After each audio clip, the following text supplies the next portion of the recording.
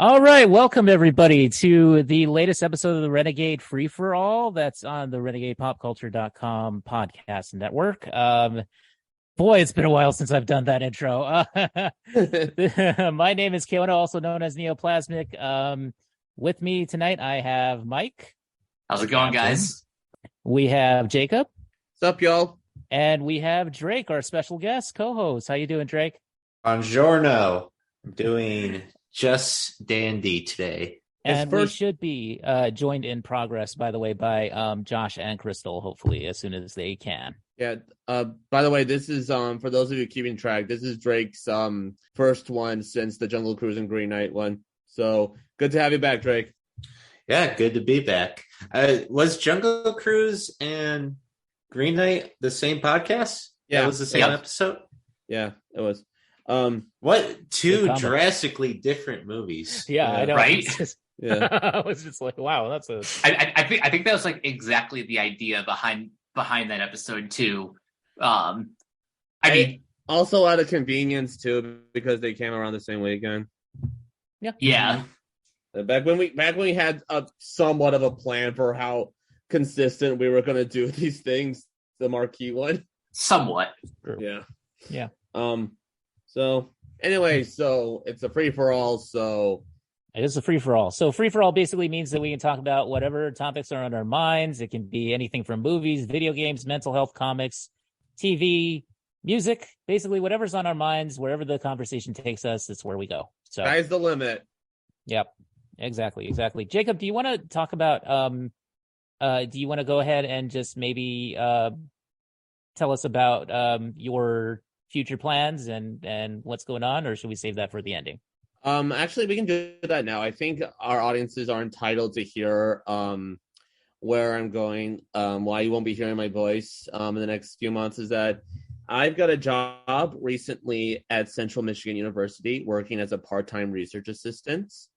It's going really awesome.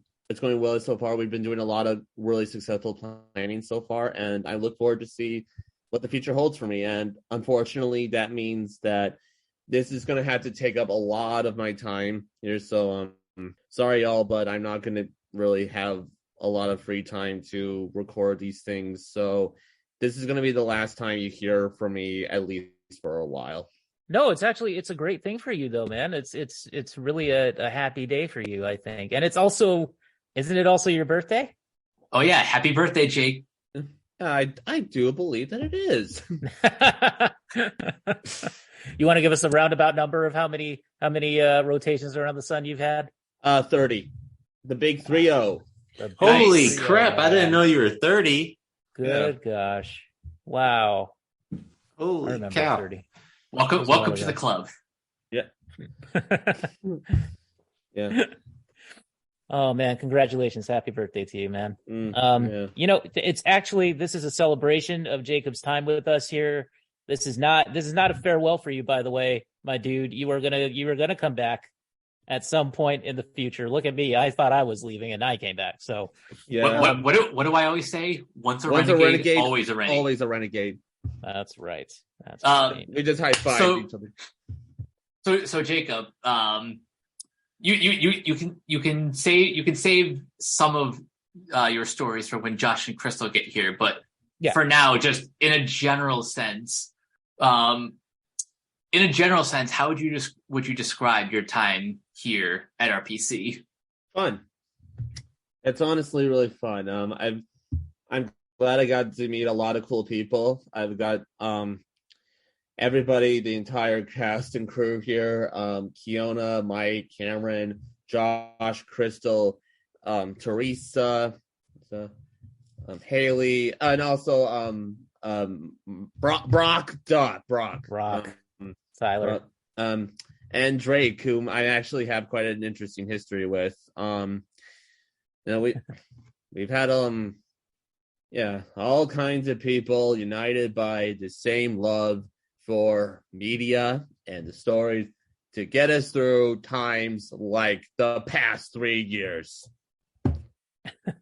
These times, because God knows we've needed an escape. I mean, we basically started this thing right at almost at the March outset 2020. of you know what. and it's what happened?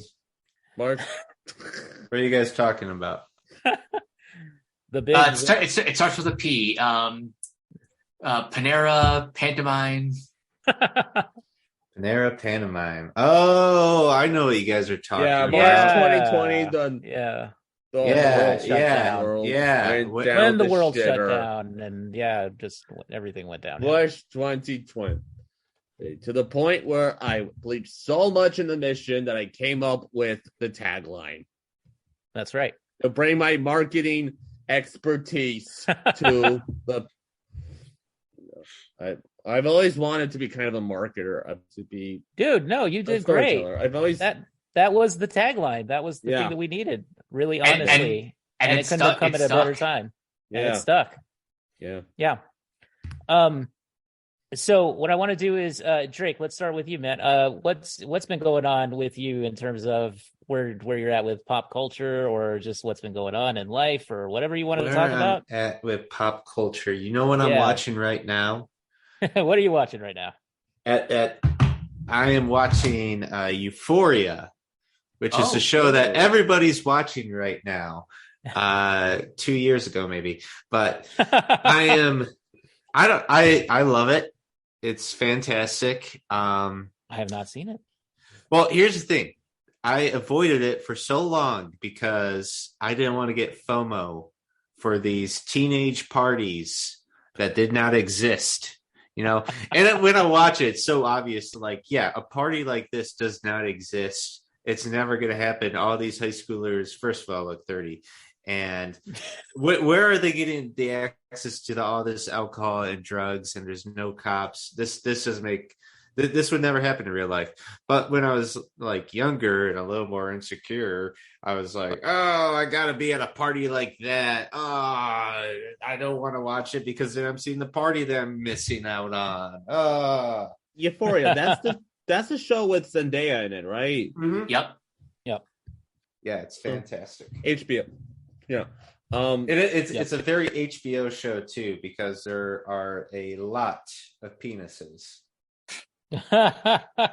So I've heard. Yeah. I've started watching. Speaking of TV, I've started watching. Tracks.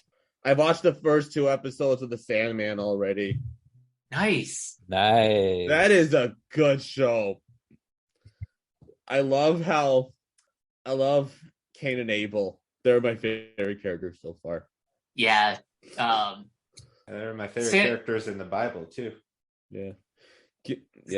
Cain has killed Abel so many times that Abel's just used to it. He just gets out of the grave when it's very dark comedy in there. So I'm very unfamiliar with the Sandman world. Mm-hmm. Sandman Lord. Is the Cain and Abel and the Sandman the same Cain and Abel in the Bible? Vaguely. It is? Okay. Vaguely. Yeah, I believe so. Yeah, because Neil Gaiman just kind of he sort of picks and chooses from the different mythologies, I think. Yeah, and that's in a way. Yeah, and that's what I really liked keeps about it interesting. That's what I really liked about American Gods. Yeah. I still have not seen American Gods, but that's because for the longest time I didn't have was it on Showtime? Stars, I think. Stars. Oh, even yeah. It wasn't very good. It wasn't as good as the book. And that's what I've heard. A big issue with it is that so Brian Fuller created the first season, and then Neil Gaiman had creative differences with Brian Fuller and pretty much forced him out. And so the entire writing staff went with Brian Fuller. You had a few different characters who refused to be in season 2 without Brian Fuller's direction. And season 2 was just a complete mess. I don't know if there was a season 3, but I do know that it's been canceled, and there's nobody's really asking for it to be revitalized on Netflix or anything. Yeah, to my knowledge, season 2 was the end, which from what I've heard, it's probably for the I take it back. There was a third season. Oh, but that was the end of the road. I guess in Neil Gaiman's recent track record, American Gods is a loss and Sandman is a win. Definitely. Sandman's a huge win, if you ask me. I think that was a very, very good show. Yeah, they just one thing that was kind of frustrating was that until like just recently when they announced that Sandman was getting more new episodes. Interesting that they're not calling it a season 2. It took forever like to get any news about the show's renewal, despite like being number 1 in like various countries around the world and being like one of the most watched shows on Netflix at the time. Mm-hmm. But yeah, Jacob, I'm glad that you're liking the show so far. Yeah, I mean, I like Neil Gaiman's writing style. He also did Coraline and the English dub for Princess Mononoke. Oh yeah, that's right. That's right. My God, I totally forgot about that. Been a while since I watched Princess Mononoke. All right, Mike, what's been going on with you, my friend?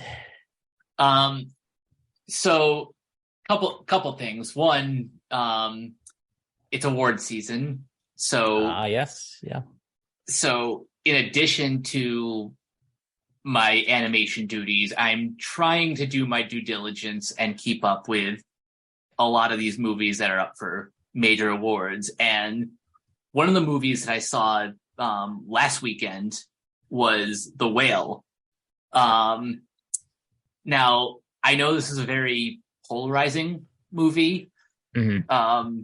There are some people who love it. There are some people who have like major problems with it. Just so like I've heard. Yeah. The subject matter is very delicate and very touch and go. Yeah. Yeah. And I'm not even just talking about like the main character that Brendan Fraser plays. And yes, Fraser's performance is excellent. I don't think he's the only good actor there. I think Hong Chow and Sadie Sink are probably my 2 favorite performances outside of Fraser. But like there's a lot going on in that movie, from all of these different relationships to this weird subplot about this like doomsday cult. Yeah.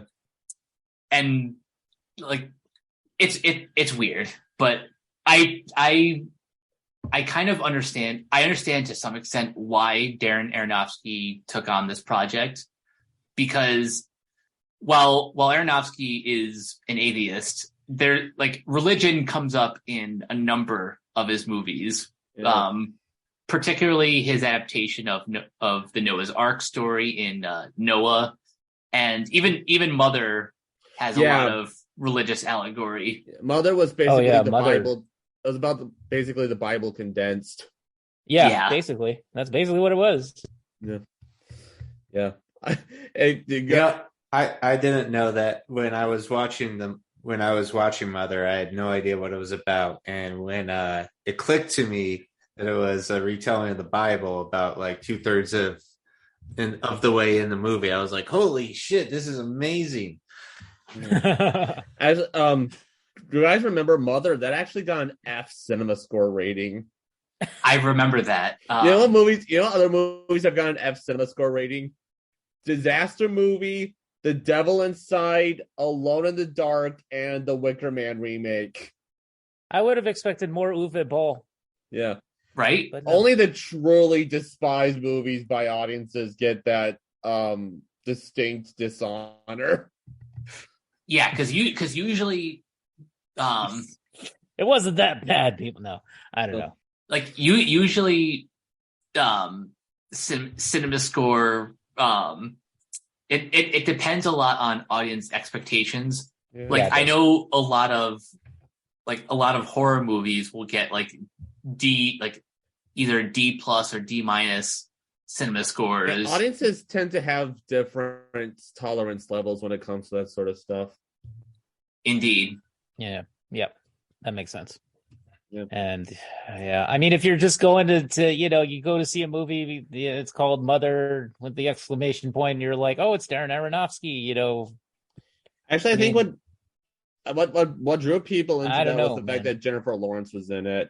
Oh, see, that's the thing. If you're gonna go see, like, you think it's gonna be like a Jennifer Lawrence movie, then One genre that typically gets No. high ratings for that is like in the A range is like inspirational dramas, Oh yeah. sports dramas, especially like Christian movies. I've noticed like Christian movies are basically just 2 hours sermons. How does Cinema Essentially. Score get its ratings? So It's the letter score. Yeah, but where are they getting I the think From ratings the opening- from? they Opening poll weekend. people that come out of the theater or something like that. Like, don't they have Yeah, like yeah, they pollsters? I've never been polled before, so where are these pollsters? I don't know. I've never California. seen them. Yeah, probably Yeah, in California, New York, or something. Probably like yeah, what I'm assuming like is they select people at random, probably in like the major metropolitan areas on Friday night or whatever opening day is for a new release. They'll select like, however many people, and they will give the rating, and that is your cinema score for the movie. Yeah, like the opening day audiences are the people most enthusiastic to see it. That's why they're so interested to hear what they have to say. Yeah, and typically like movies that have like a built-in audience, like stars with built-in audiences, sometimes they go to expect one thing and it turns out to be something different. Like Punch Drunk Love with Adam Sandler, for instance. That Or was like Uncut Gems with Adam Sandler. No, Uncle Jim's that actually got a better rating than I know, but a lot of Adam Sandler Very different, yeah. comedy that's fans. what's expected. Yeah. Like my sister's boyfriend loves Adam Sandler comedies, and he absolutely despised Uncut Gems when he watched that on Netflix, because obviously he had no idea what it was about. that he wasn't expecting a 2-hour anxiety attack. Yeah. Yeah. Yeah. Hmm. Yeah. So anything else going on with anybody, or should I take my turn now? Actually, Keon, I want to hear a little bit more about your media habits and consumption. Media habits and consumption. Okay. Why does that sound like a problem that I have to go see a doctor for? I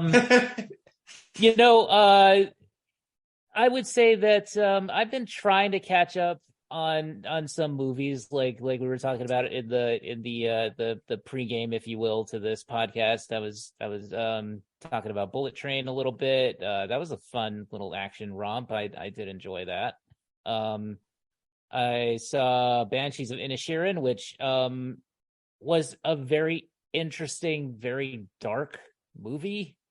And very Irish, so I've heard. Very Irish too. Very. Yeah, it was interesting to hear that. I did love the Irish brogues, and I was just I don't know. My mood after that was kind of like, okay, I think I need an upper. Let's see, what else do we have after that I watched? I've been on kind of a Batman kick lately, so I watched but I've been doing the smorgasbord. So what I've been doing is more like I watched Batman 89. Just to get the Keaton fix, and of course, classic. So I loved it. And then I kind of skipped everything else and went to Dark Knight Rises. Oh, that's a good tonal switch. But I gotta say, for a third movie in a trilogy, not that bad. Not that bad. I wish it was a little bit better in certain aspects, but it was a pretty good film. And of course, I mean, pretty good. It's Nolan, it's Christopher Nolan, so he knew what he was doing with the Dark Knight trilogy, I would say. oh yeah. Interesting that movie is more of a sequel to Batman Begins than to The Dark Knight, if you really look at it.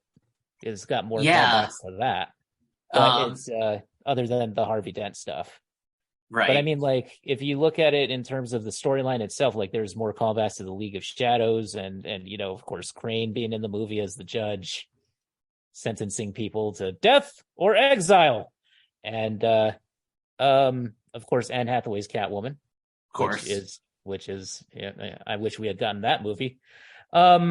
And after that, so now instead of jumping to the next, which would be Batman versus Superman, I just jumped to Zack Snyder's Justice League, the Zack Snyder cut.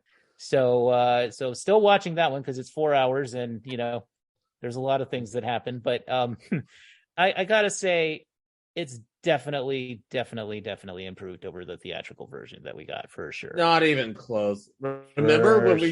Remember when we talked about that and the epic 5 hour Zack Snyder long. DCEU podcast? Yes, I do remember that was fun, but also draining. Very so draining. Drake, you had to be there, man. 5. I don't think I wanted to be there. 5 hours. The longest podcast in the history of Renegade Pop Culture, which will never be topped ever again. Yeah, the audiences the same audiences who could sit through the Snyder Cut, just listen to our podcast, were like, exactly. Right. That's exactly what it was, I think. Yeah.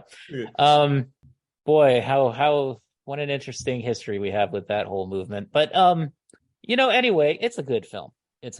So have you given the Batman another chance? Not yet, but that's what I'm working towards. Okay, because I know you weren't really a fan of that.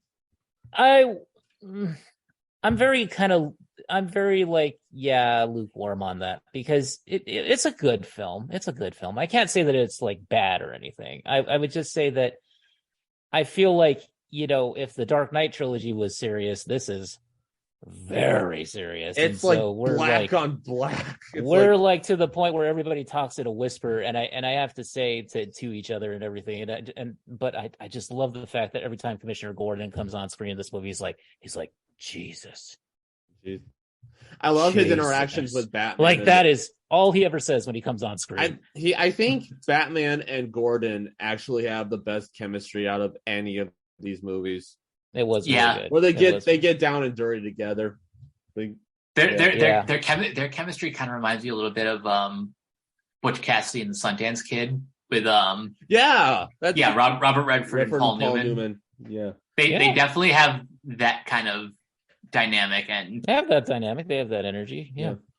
And that's just one of the many things I loved about the Batman. Other than it just being like, I know the character is very well trodden territory, but still, this feels like Matt Reeves is one of those few filmmakers who like fully grasp the concept of Batman.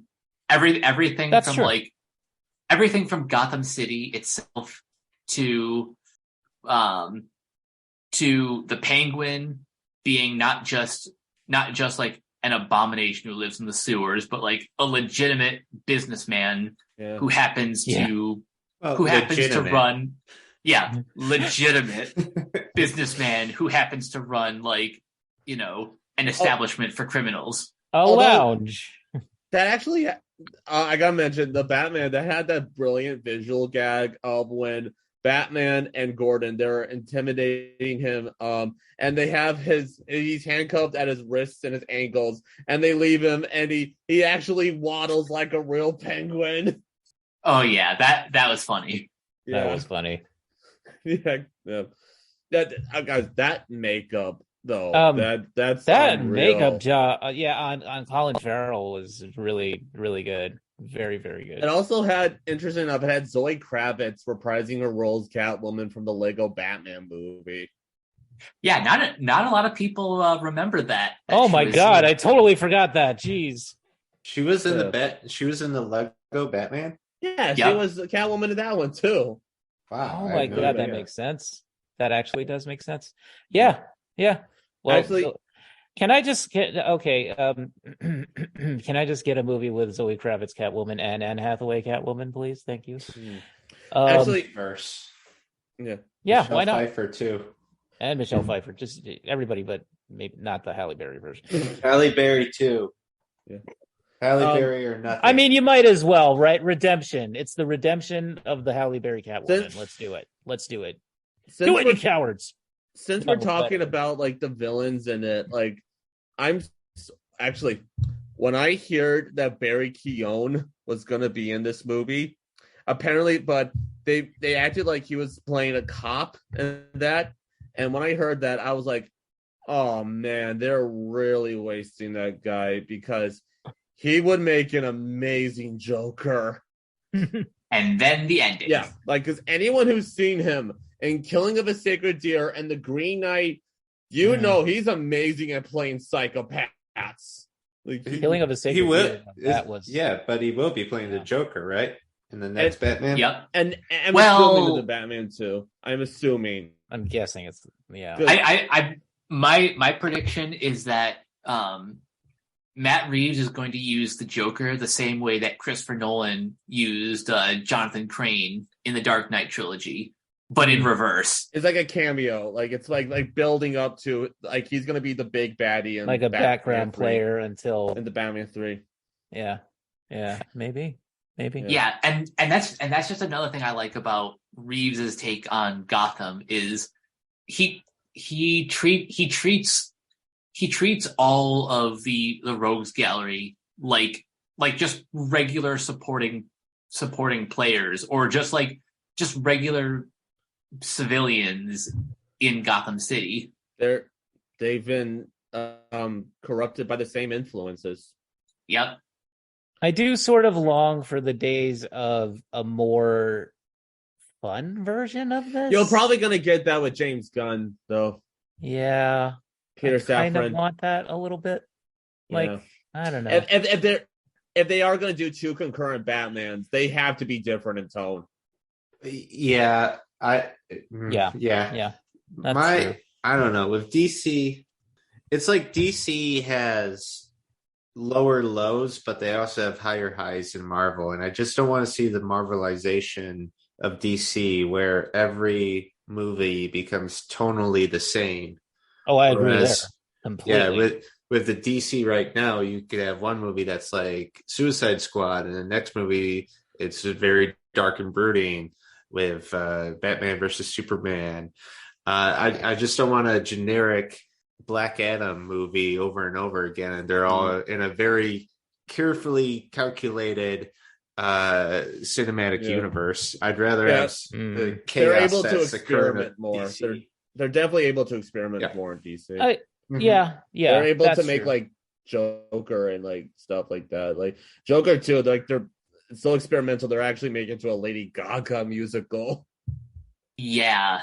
Is that what? Really? Yeah. So the title for Joker 2 is officially called Joker 2. Folie Folie à Deux, which means madness for two. Two, yeah, something like that. Or shared madness or shared delusion. Yeah.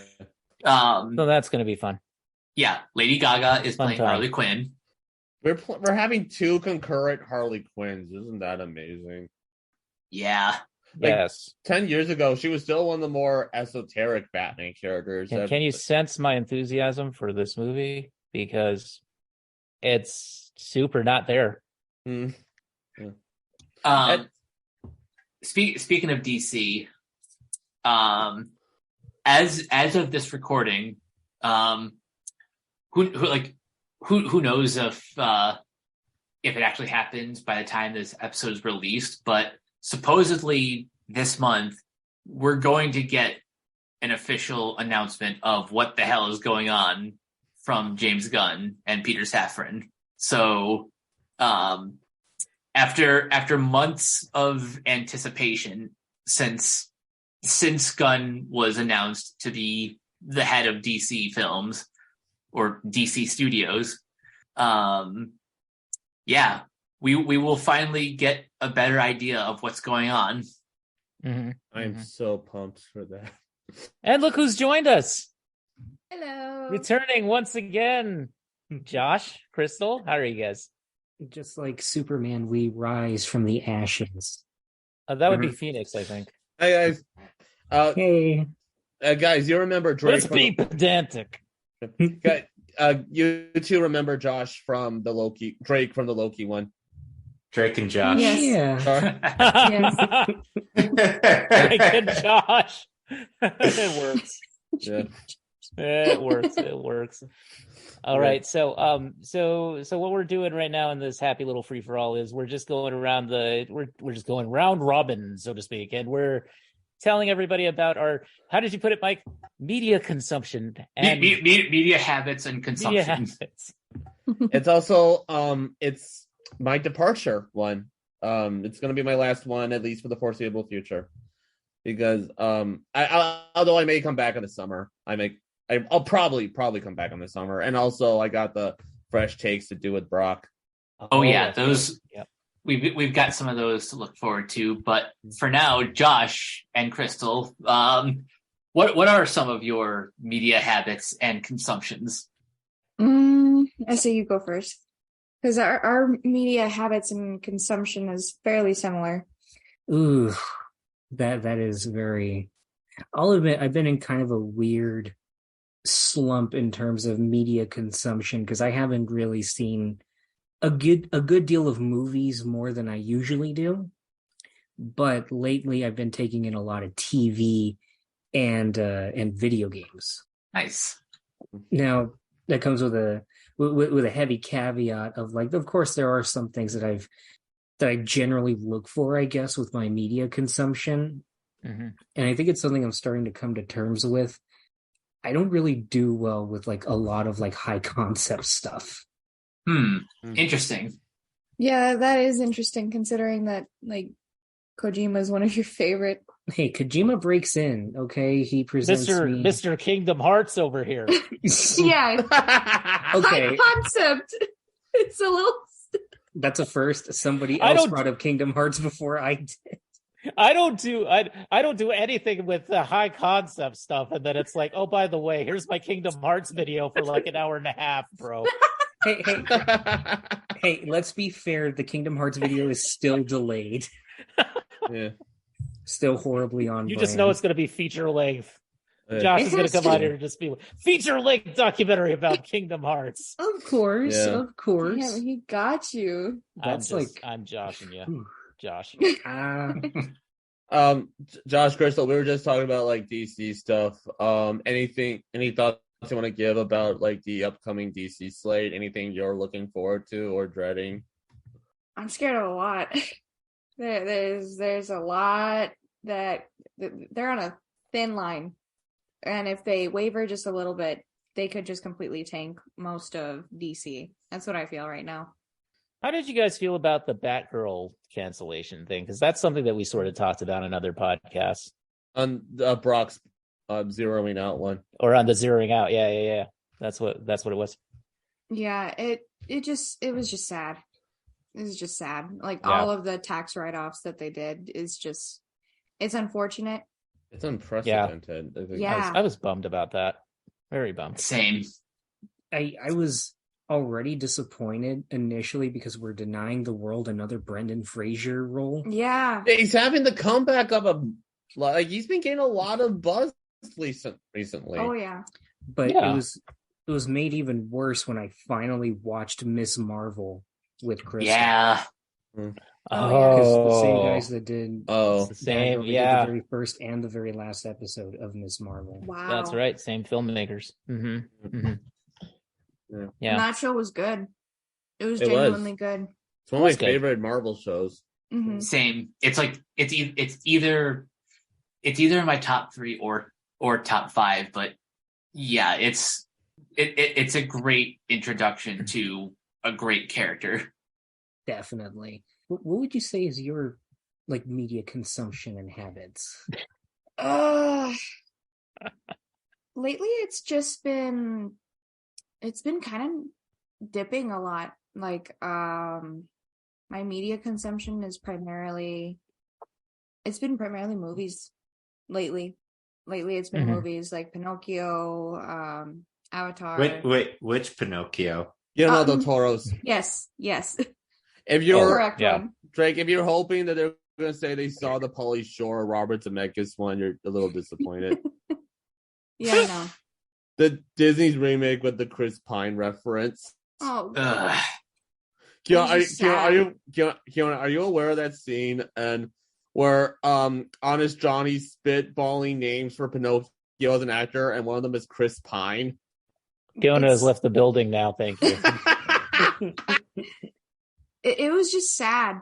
It was just sad, and then you look at it, it's so drab and like gray, and The magic just sucked out. yeah, it looks It's robotic. Clearly made to fill out a spreadsheet. It's And like, I hate saying that about Robert Zemeckis, who honestly for the longest time was one of my favorite filmmakers. Yeah. I still have Back to the Future and Who Framed Roger Rabbit like in my top like 20 films of all time. Castaway is one of my favorite of his too. I freaking love that movie. I refuse to believe that the man that brought us the cinematic masterpiece that is the Polar Express gave us whatever that was. Look, okay. You snicker. I see you snickering, but hear me out. At least you could tell Tom Hanks was having fun in the Polar Express. Fair. Yeah, Yeah.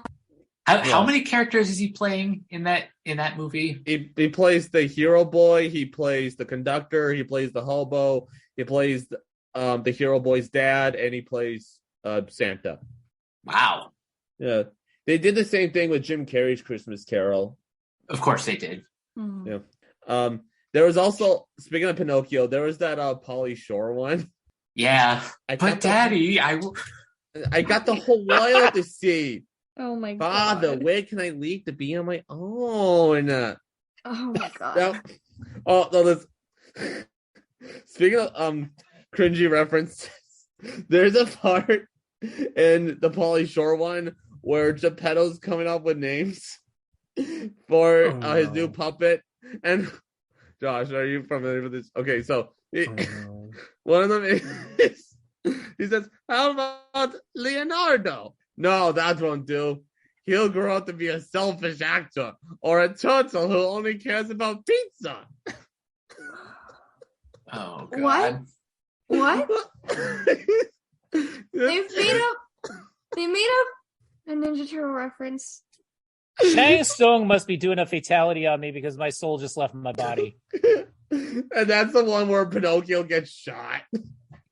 Does he Oh die? my God. That's so stupid. That's so. I'm so glad that Guillermo del Toro made just kind of redeemed Pinocchio, because this year, last year would have been the year that Pinocchio died. Yeah. If it weren't for Guillermo del Toro. It is a wonder that Guillermo del Toro made a version of Pinocchio that isn't, as Kiona introduced to me earlier today, What? Shogi? Shogi. Shogi? How do you guys know this word? And I just barely learned We- it we- today. We talked a about it pregame. before we. We talked about Apparently it. it was said on Velma, the new HBO Max Velma series. Yeah, I have a couple of Gen Z friends, so it helps me stay up to date with the latest terms. Latest terms. We're Gen Z. Well, I don't know that. you're more Gen Z than I am. Still, I don't know that word. I'm in that no man's land What does it zone. The nomad. What is it? Shogi? You're a Zillennial. Zillennial is when you're in between Gen Z and Millennial.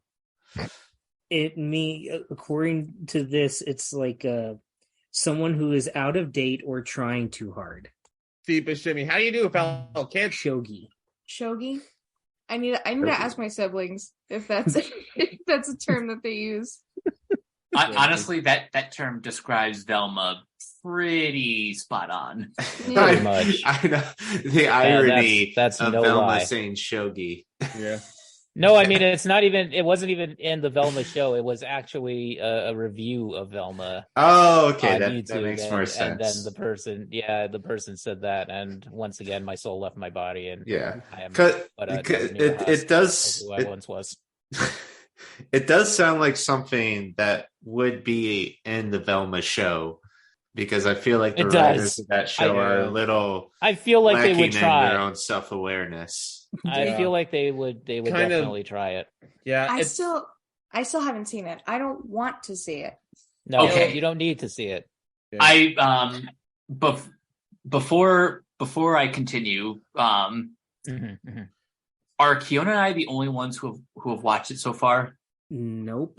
I am not interested at all. Okay. Okay, good. Hmm. I'm just going to say this briefly because Cameron and I made a decision not to cover this show Okay. on animation. At least not yet. We will probably touch upon it on our state of adult animation towards the end of the year. Okay. But I've watched the first 2 episodes. It's not good. The writing is shogi. Atrocious. Yeah. But here's the thing. If this was not based on a pre-existing IP, literally nobody would care. Yeah, nobody only- would care. That's Oh, true. absolutely No one would care. not. Absolutely correct. Like, yes, the show is bad. Yes, the writing is god-awful. Yes, they are clearly pandering to, they're pandering to teenagers. They're pandering to Everyone. Yeah. They're pandering to a very specific demographic. You know, people Yeah. who Yeah. like Family Guy and South Park. Okay. The more crass adult animated shows. But here's the thing. Yes, it's bad, but I've seen worse. Cameron and I have covered worse on animation. From what I've seen of Velma, it seems to be self-aware, but not in the fun Deadpool way. More fun in just the really obnoxious and smug way. Yeah, Yeah, that's what I've. that's accurate. I would gotten call off it of the that. trailers. Yeah, for sure. Well, I guess it's fitting for that because holy crap, slight little tangent. Okay. Literally the other day I went to hang out with my friend Devin. Hadn't hung out in a bit, felt nice, went to go get some pizza and play some games. Came back to his apartment, and originally I wanted to watch The Last of Us pilot with him. Mm-hmm, mm-hmm. And, you know, as you do, you want to spread something that's pretty good. And then he says, I don't know, I was a little bit iffy on that, but there was one thing I wanted to watch with you in particular, Josh, and it was Velma.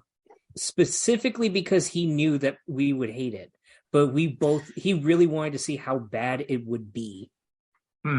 So I'll admit I jumped into it with with already a batting at 0.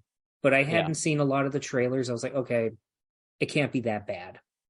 I understand what you mean, Mike, but I take offense at like it's appealing to like the people that watch Family Guy and South Park. I can give both of them this.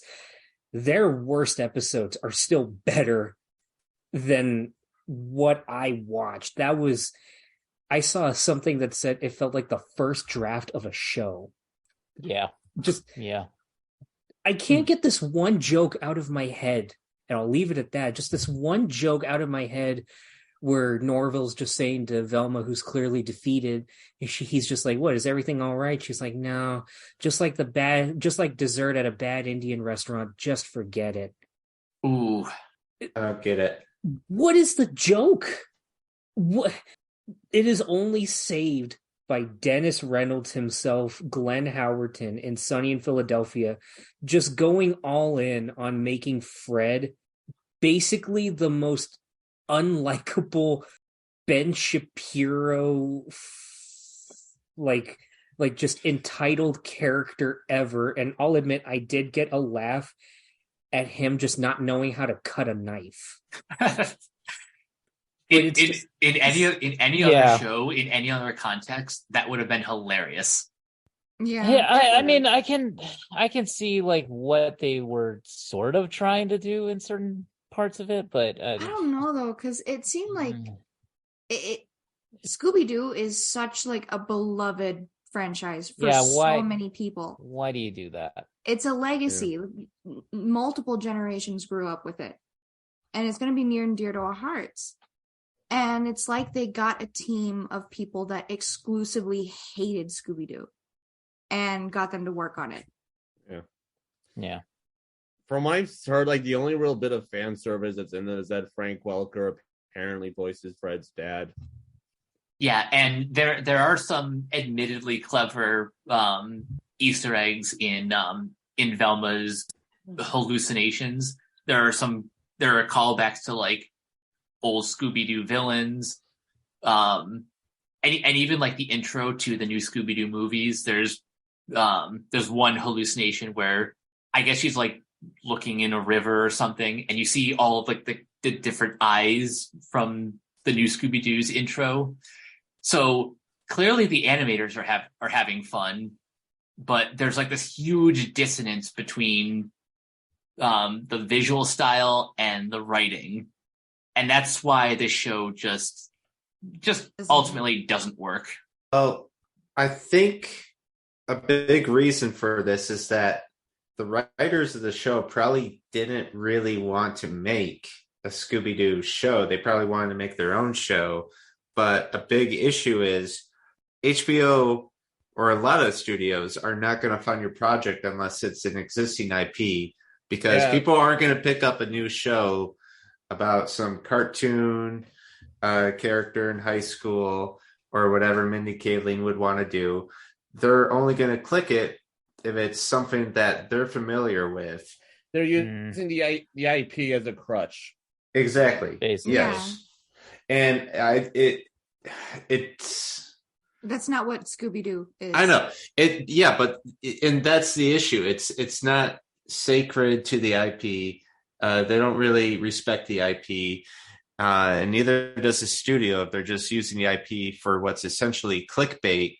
And I'm sure the studio execs are thinking like, well, even if people are mad about it and they hate it, they're still talking about it. It's getting clicks from hate watch. It's apparently it's like the most watched thing on HBO Max currently. Everybody's or at least last time watching I it. checked. That's upsetting. Until Lord and Miller come back with Clone High, baby. Yeah. Yes. Then And Velma's gonna be fucking kneecapped. when Futurama is JFK coming scrolls back on Hulu. Futurama. I'm pumped for that. Yep. Same. Definitely. Same. One more thing, and this is the reason why we're not going to talk about this on animation.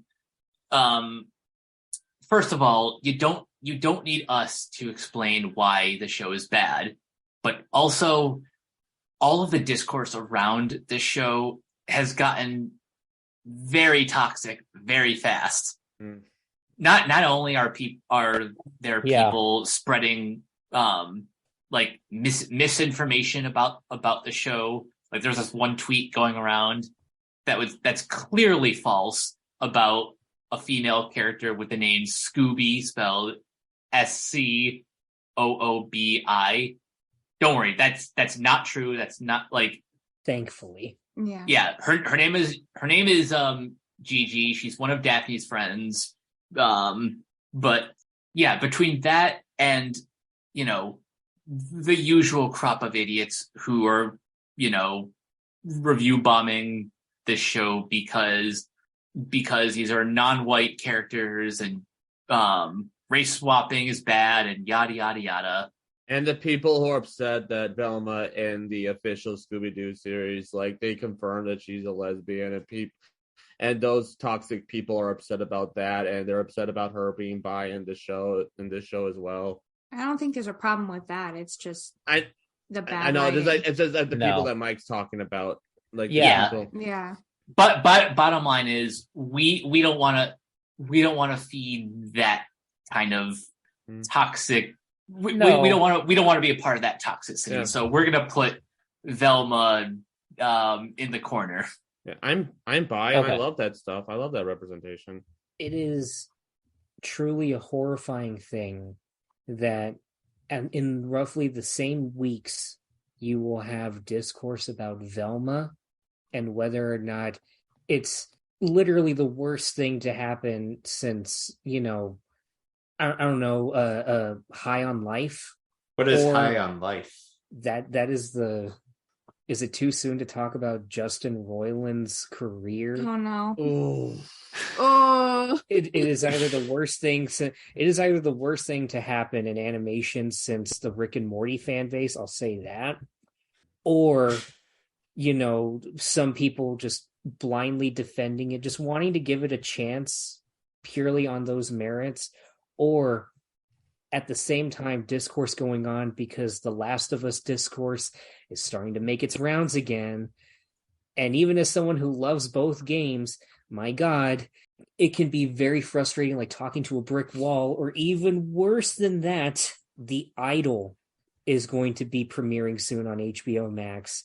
The newest series from the twisted minds of Euphoria creator Sam Levinson and Abel the Weekend Tesfaye. That's how I found out that's his real name. Oh. And there is going to be a split between the Weekend fans, Euphoria stans, and on top of that, potentially stragglers from the whole Johnny Depp Amber Heard trial, purely because his daughter is the lead in the show. That is, wow. All of this happening in a week for at least a few weeks. That's a lot. Actually, Josh, did you eventually watch The Last of Us pilot? We did. Okay. We did.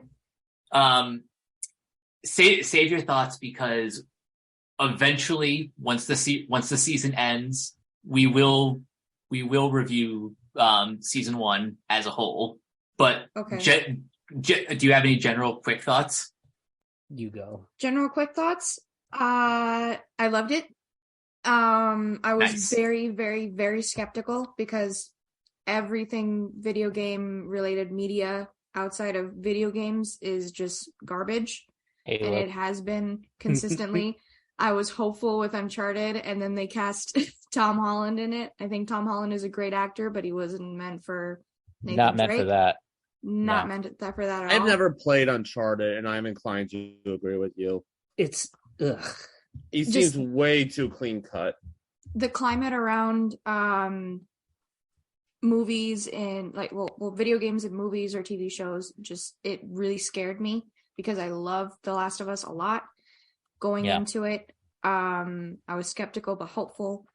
Watching it, it was amazing. It was same but different. They added certain things that was just chef's kiss. It was perfect. There were points where I noticed that it literally mirrored the game. They brought in the actress who played Marlene is the same one from the game, and even shots, actual shots, actually mirrored shots from the game. Mm-hmm. What perfectly reversed, and that makes me happy. It made me cry several times, and it's looking to be good. I'm hopeful for the rest of the season. So I watched the show, but I've never played the game. Which character is Marlene? She was the Firefly. Yeah, she's like the leader of Firefly. Okay. She's kind of the one that sort of takes care of Ellie. Like, she's the one that kind of comes to Ellie and says, she gives her backpack and she tells her basically what they're going to do. They're going to transport her all the way over to, the basically the university. She's not the one that looks like Kate Blanchett, but isn't Kate Blanchett, right? No. Okay. I think you're thinking about Tess. Yeah, I probably am. It's probably Tess. Yeah. I know you were a bit lukewarm on the pilot, but I would say it got better over time, but for me, the opening was a little bit like, eh. I feel this is one where it's like I played that, playing through that video game and playing through it twice and stuff, and I was just like, that this is already like, it's already like watching a TV show, or it's already like playing a movie. So I feel like, to me, I don't really need an adaptation of this, but at the same time, for like people that haven't played the game, I think it really works. And like you said, they've done 100% like mirrored shots from the game. I've So, seen like, that where he's carrying her. Like, yeah. So I mean, it's good. It's good. I think that for me personally, I'm just kind of like, I don't really need it, personally Yeah. speaking.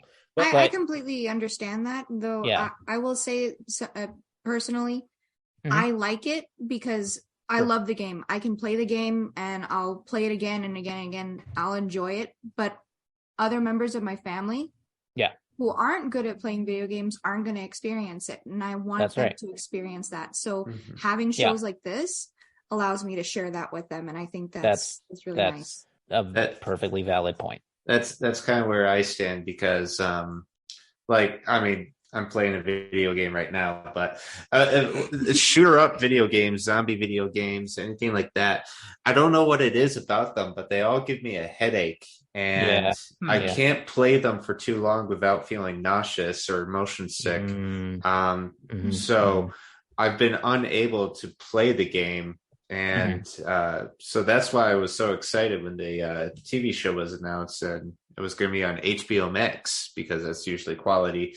And it seems, I don't really have a reference point for it to compare it to the video game, but I'm liking what I'm seeing so far with the pilot.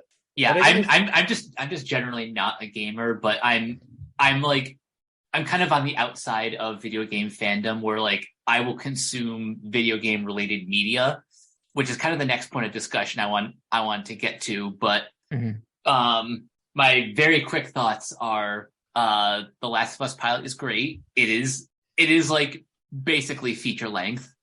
Basically, yeah. It's pilots But for I- HBO shows tend to be. Yeah.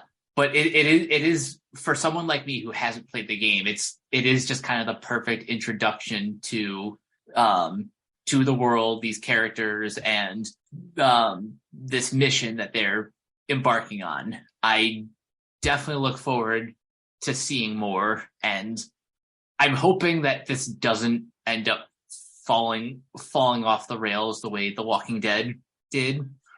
I wouldn't say Yeah. that, but wait until they get to the seasons, because I have a feeling they're going to go for a season 2. If they go for a season Yes. 2, that's where we're gonna head into like murky water. We're- We're not gonna. I Well, can't guarantee if You it's are gonna be going good. to experience in real time what it was like during the pandemic when The Last of Us 2 hit, and we were on the arcade and just seeing all the discourse around yeah. that. You're not ready. I am ready to not be ready. Drake, you were going to say something, Drake? Yeah.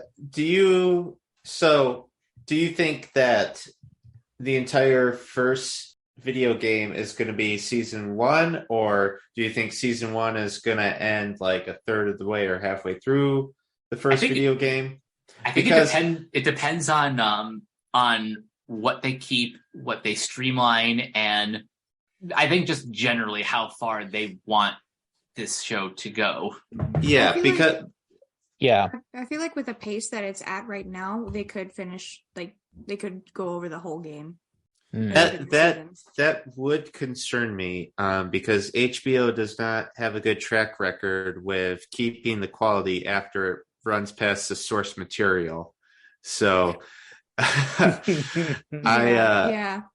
I don't want to see that happen. So preferably, I would like to see them go in a slower direction, and maybe like you'll have the first video game take 2 or 3 seasons, and then you get on to Last of Us Part 2, because I don't know how quickly Naughty Dog or whoever is making The Last of Us is planning on making The Last of Us Part 3, if there's going to be a Part 3. I really have no idea, because I don't know anything about the lore. Well, the beauty thing about it is that part 2 takes place, I think, 5 or 6 years after the first game. Oh. And there is a lot that happens that they hint at in between that time. And Mhm. depending on how they handle that, it's going to be very, very interesting to see what they touch on and what they don't, because there's like a whole other set of big bads and everything like that. There's so much lore, I guess, that you could say that they do introduce, and on top of that, there is another character at play that I wonder if they're going to hint at the end of this season. I feel like they might hint at that character, but I don't think that they're gonna. I don't think that they're gonna like just shove her in immediately. What I will say, just as my general thoughts, and this is the most me way that I can say it, it was surreal because the hype around the show was palpable even at work. My coworker, who had been playing The Witcher and playing through part 2 before his PlayStation 4 went into safe mode for some reason and wiped everything out. Him and his wife were excited for the Last of Us show. No, I know, Kiona, that sounds crazy, but like it was to the point that when we were at work, his wife called him. I was just like, hello? Hey, what are you doing? Oh, I'm just here with Josh. We're watching memes, waiting for cars. You're not watching the show, are you? No, it doesn't come on until 7:00 our time.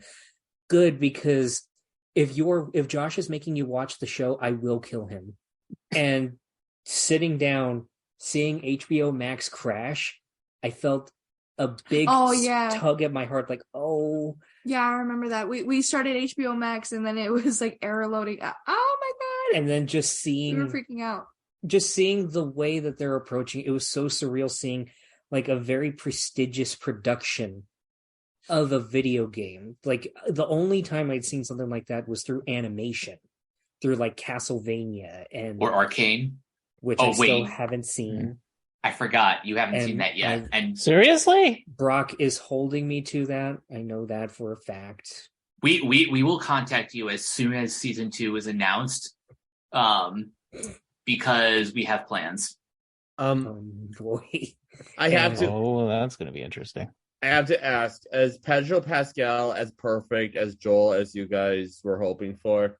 As somebody as people who have grown up in like Mexican culture, it felt very real, and he felt like a dad. Felt like one of us. Because I was thinking, I've been hearing Hugh Jackman as a potential candidate as Joel. I mean, the only reason people, if I'm being completely honest, the only reason people were fan casting Hugh Jackman is because of Logan. And also, actually, not just that, but also Prisoners. Yeah. But have you guys Pedro seen Pascal, him? Have you guys seen Hugh Jackman in Prisoners? Because he is chilling in that movie. we still haven't seen it. We still haven't finished it, and then I've seen some clips, and I can see why. The part when he's holding Paul Dano up in the wall, like he's smashing the sink with the hammer, screaming, "Where's my daughter?" Yeah. But this is like just wrapping up my quick thoughts. The two things that stood out to me, and it's weird that they stood out to me. I can't believe I got flashbacks to being in elementary school when they show the flashback of Sarah in class, and then you see the clock, and then you see George W. Bush. Wow. Man. Like that's true. That is true. Literally down to like the setup of the desks. For me, it was like, oh my god, I'm back in second grade. Jeez. So man. have a question about Joel. How old is this man supposed to be? Because in 2003, he has a teenage daughter, and then we skip to 20 years later, and he looks the same as when he had a teenage daughter. So is he like 55? I think he's like 56. He does not look 56. Hey, keep talking. I'm gonna look up Pedro's actual age. Hey, brain doesn't crack, man. Well, I mean that's I'll tell you, that's kind of why they sort of revamped his character model when they actually re-released the original game. He's 47, by the way, in real life. 47. Oh my god. Jeez. Man, he is not much older than I am. He's still okay. But there was that, and admittingly, initially, I had this cynical view in my head. The only cynical thought I had, which was when the Depeche Mode song started playing. And I thought, oh, it's just like the end of The Walking Dead when they play Wang Chung's Space Junk. Okay, I see you. But I know that it works now because I keep replaying that ending. I love the sound mixing of that. And I've been listening to Never Let Me Down Again by Depeche Mode pretty much the entire week since, just looking forward to the next episode, because I never cared for Depeche Mode. Like, I like some of their songs, but I never really sought them out. What was the name of the song? Never Let Me Down Again. Okay, that's what we're gonna call the episode. That's what we're gonna call our episode. Never Let Me Down Again. And so far, The Last of Us hasn't let us down. Velma did, though. Yeah. But I am banning all Velma talk from here on out for this podcast. It is not very shogi. Oh, Jesus. So moving on to the topic that I wanted to bring up. Sorry I ever taught you that word, Josh. So we're talking about video game adaptations and how some of them are actually pretty good. So and some of them are Halo. Well, yeah, some of them are Halo. But I watched a video recently that Chris Stuckman made about the video game curse. The adaptation curse, yes. I think in the year 2023, it is officially time to throw that narrative in the trash. Jacob, I want to start with you. First of all, have you ever actually believed in the video game adaptation curse? And do you think by now it has lifted? I think video game curse, I can see why people thought that, because it's hard to adapt something that's like in a medium where the plot is secondary to the gaming experience. You know, like a game should be more fun to play than it is to watch, obviously. And so how do you make an art as interactive as video games? How do you make a story, like a concrete story out of that? So I can definitely see why people struggled so often to do that. But yeah, I do think we can see a brand new renaissance this year. Yeah, kind of like how 20 years ago we had like the superhero movie renaissance with Blade, with X-Men. Spider-Man and X-Men, yeah. Yeah. After the 90s, where like comic book movies were seen as the kiss of death. Yeah. Now we have gone it's gone the entire opposite direction, to the point where like there's no other movies being made now except for big budget comic book movies. No, I'm kidding. That was mine and Crystal's entire lifetime up until this point. Wow, so you guys were born in the age of heroes. Yeah, I am literally 20 years old. Jesus Christ. I was born the year Blade came out. I was born a year after Spider-Man came out. To your credit, because on my other friend Paul's Buffy rewatch podcast, we have somebody that was born right after the show Buffy premiered in 97, and he said that Paul and I were both born in the late 1900s. That's funny. Wait, that could apply to me. Oh, fuck. I was bringing this to video game movies. I was born the year the original Super Mario Brothers movie came out. Oh, God. Wait, when did Spider-Man come out? 2002. Oh, 2002. No, I am as old as the Sam Raimi Spider-Man movie. There is something I could say there, but I am not going to, because I think that's more for an after dark thing. I think you know what I mean, Keto. Oh boy. Okay. Did anyone else watch Stuckman's video on the video game curse? You know, I didn't watch it, but I think, you know, I've seen a lot of those types of videos. So I haven't seen anything of it yet, but I can see just kind of like not wanting to say breaking the curse, because I am that person here that will defend Detective Pikachu to its grave. Yes. Oh, same. I had fun with that movie. Yeah, I Yeah, don't that know. movie was I fun. had fun with it. Yeah. I mean, I'm a sucker for noir, and I don't like Pokemon that much. I never really gave it a chance. You stick a Pokemon with some heavy smoke and film and neon, you got yourself a stew going. And Ryan Reynolds voicing him always helps. I'm okay with Ryan Reynolds. Besides, What? I'm going to have to get over the video game curse too, because we mentioned him earlier. Oh no. I forgot that there is a Death Stranding movie What? coming soon. What? Yeah, Chad Stahelski, director of the John Wick movies, has taken an interest in. Are you serious? I am so curious how that's going to turn out because I like Stahelski's work for the most part, but that is going to be very different from the game if it's going to be a Stahelski kind of thing. Chad Stahelski, he's had quite a career trajectory because in 1993, you know what he did? He was a stuntman. He was a stuntman that filled in for Brandon Lee after the accident on the Crow. Yeah, bet you guys didn't know. Did you guys know that? I did not. I didn't know it was him. Yeah. No. Yeah, he was the one that when he's walking like through after he puts the makeup on. I take that back. Stahelski's not doing Death Stranding. He's actually doing Ghost of Tsushima. Oh well, that fits. That fits a little bit more, maybe. He's not doing Death Stranding, but he's attached to do Ghost of Tsushima.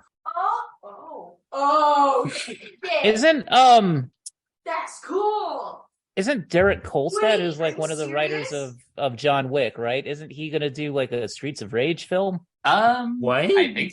I think so. Like Derek Kolstad, who's like one of the guys who wrote John Wick or John Wick 2 or maybe all the John Wicks. Streets of Rage, you said? Streets of Rage, yeah. Which is Streets of Rage 2, my favorite game of all time. So you know. There is a palpable excitement Don't fuck it up. in the air, I think, now for Derek Derek Kolstad is doing it. Especially... I want to see flaming grand uppercuts with the guy actually saying grand upper like he really means it, or else no buys. Especially like with everything going on, I'm actually looking forward to the Mario movie. And on top of that, I mean, it looks fun. And then on top of that, though I will admit I am skeptical, Return to Silent Hill is coming out soon. Yeah. And that is directly adapting Silent Hill 2, which that is a big ask from any filmmaker. Ask. Yeah, indeed. Yeah. It's interesting that there have been movies based on Silent Hill games because wasn't the original Silent Hill based off the movie Jacob's Ladder? For the most part, it was like Jacob's Ladder and like a mix of plenty of Stephen King homages, namely The Mist, just with the pterodactyl kind of dinosaur creature. What? That was the very first monster that you see in Silent Hill, which is a winged thing that breaks through a diner and attacks Harry. But you know, to sort of get back to the video game curse question, I feel like there's certain games that will lend themselves a little bit more to like making a cinematic experience. Like Last of Us is definitely a game where it's like, okay, you know, you have a story here, you have characters here, and you have performances within the game that basically are like a blueprint for this stuff. Whereas, you know, something like Halo, for instance, or something like Street Fighter or Mortal Kombat, what have you, you know, the Streets of Rage, even, they're simple stories, very simplistic stories. So like, if you're going to make a movie adaptation out of that, what you have to do is you have to build a character almost from scratch. Yeah. And, you know, like with Halo, what they tried to do there was the opposite of that and not try to build Master Chief from anything. I felt like you could have had a good adaptation of that storyline had they just stuck to it instead of trying to give us all of this other stuff and portraying Master Chief as if he were like completely from the opposing point of view to begin with, and making him sort of a monster who has to then like recover his own humanity or something. Like, where did they even come up with this stuff? Couldn't they have instead like adapted the books? Yeah. I mean, why the hell didn't you? You know, like, because they had no interest in doing so, because they didn't even care about what the source material said. It could have been a really interesting show. They had, like I said, a blueprint for it. They already had the web series about it. I mean, Halo Nightfall was a piece of shit, but like they had some interesting things. Forward Unto Dawn, they could have used that. They could have used Neil Blomkamp's short that he made, Halo Landfall. Like, that's a blueprint for what they could have done.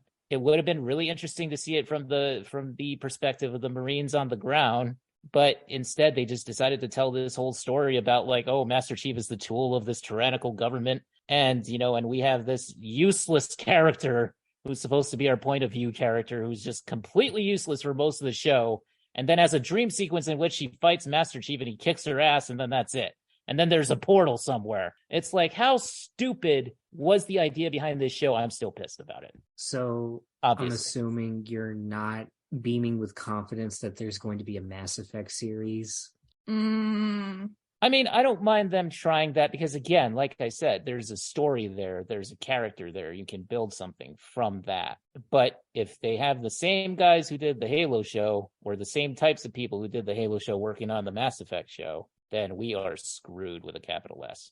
Of everything that seems perspective, like in terms of video game adaptations, I have full confidence in a lot of new takes because of the fact that we're now in a generation of filmmakers that are influenced by video games. Yeah. Like, for me, watching No Time to Die with Crystal at the Alamo, I was struck with how Bond and the new 007 breaking into Freddie Mercury's Poison Island, how much it felt exactly like almost shot for shot in some ways, like Solid Snake entering Shadow Moses. Like, I got a lot I can see it. Vibes. And like, there on top of that, people like the Daniels, from what I hear, with like Everything Everywhere All at Once, like, as much as they love, like, crazy out there cinema, they also are very influenced by video games that they've played as well.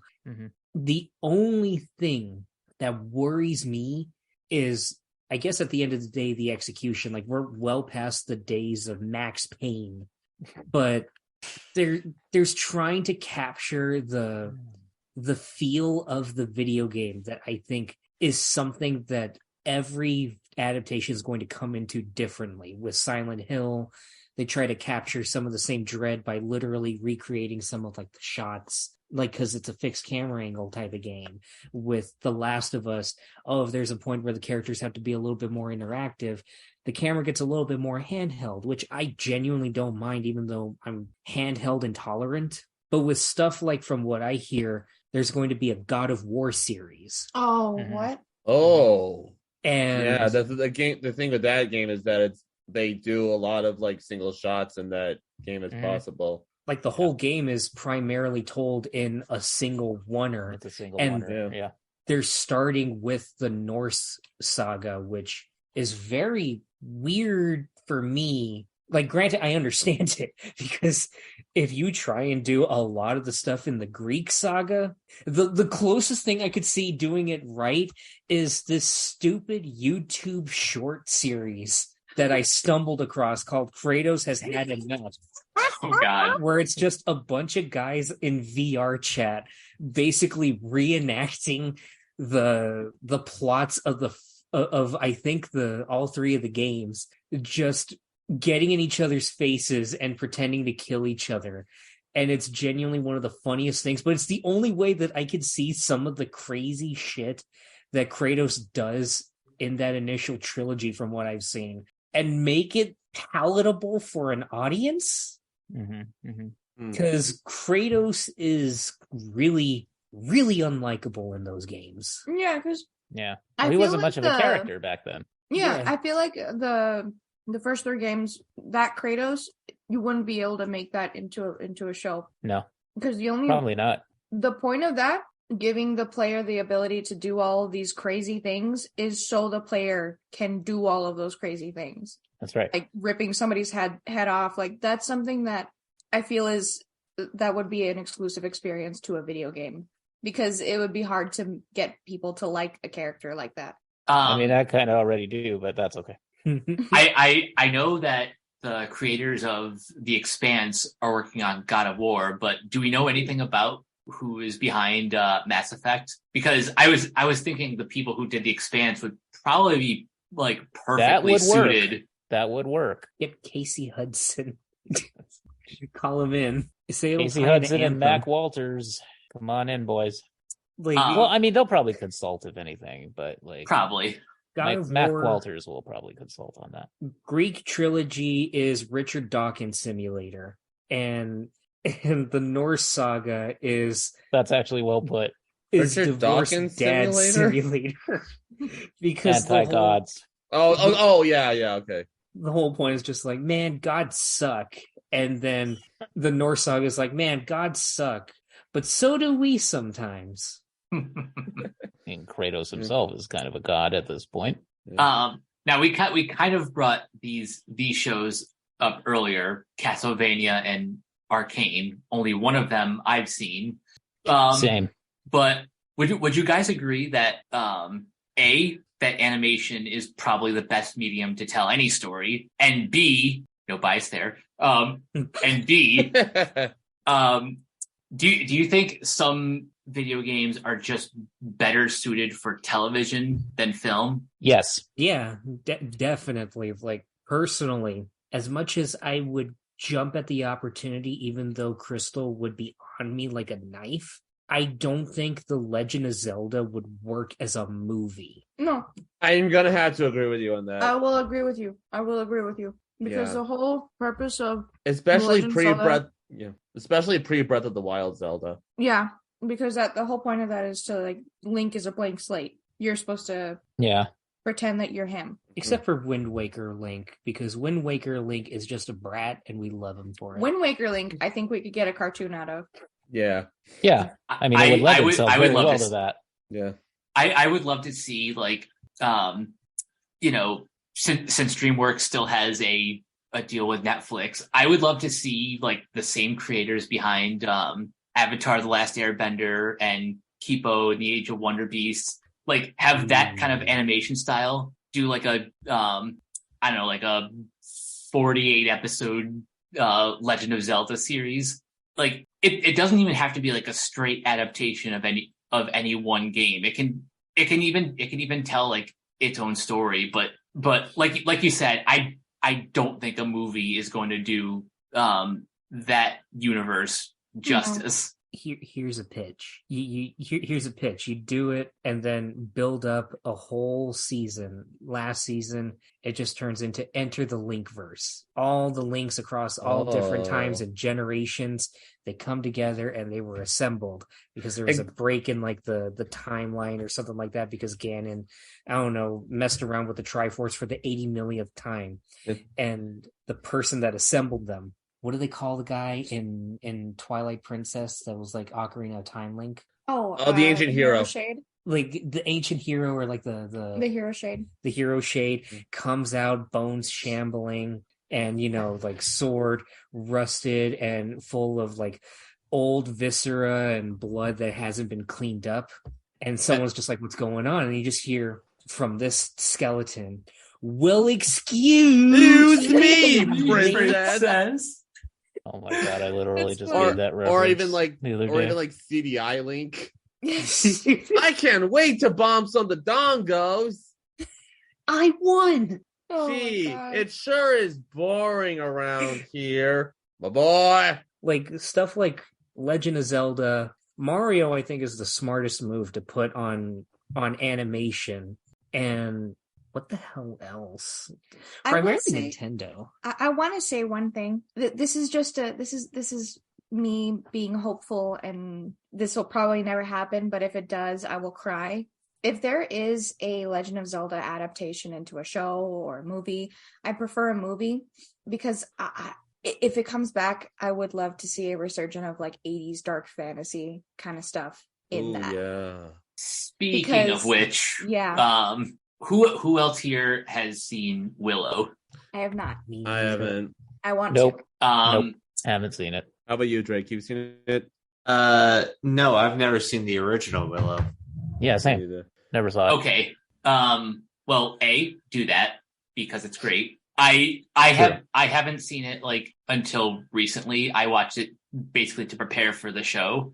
And yeah, I don't think it's quite as good as like The Princess Bride, but both movies are kind of like they hit my kind of sweet spot when it comes to fantasy, where it's like, yeah, it can be dark, but it's mostly just a fun adventure with likable characters, and an engaging story. Yeah. The series on Disney Plus is a great, not always perfect. It can get a little clunky in the writing, but on the whole, it's a great continuation of the original film.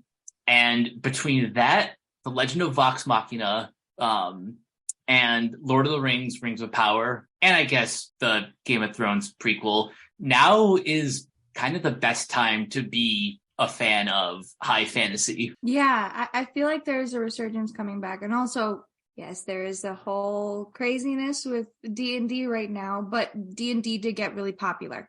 And that's definitely bringing it back too. I was just thinking, you will be really beautiful a beautiful casting choice for Zelda. Who? Zelda Williams. Oh. Yeah, I would cry. I would cry if that happened. Yeah. But one casting choice I'd also make for Ganon, Ron Perlman. Yeah, I can see it. It would be perfect in getting recently acquainted with Lord of the Rings in the past year or so, and having some fond memories of The Hobbit. I wondered what if with Guillermo del Toro's version. Oh yeah, I found out that Ron Perlman was supposed to voice Smaug. Oh, are you kidding me? God damn, we could have had. We could have had that cover badge, but. Which I need to ask you guys: who here has watched Rings of Power? I have. Is it good? Because I watched the first episodes and the first couple episodes and tapped. I think it's good. I think it's watchable. I think it's definitely got some good stuff in it. Do they really do Galadriel that dirty though? I don't think so. I do.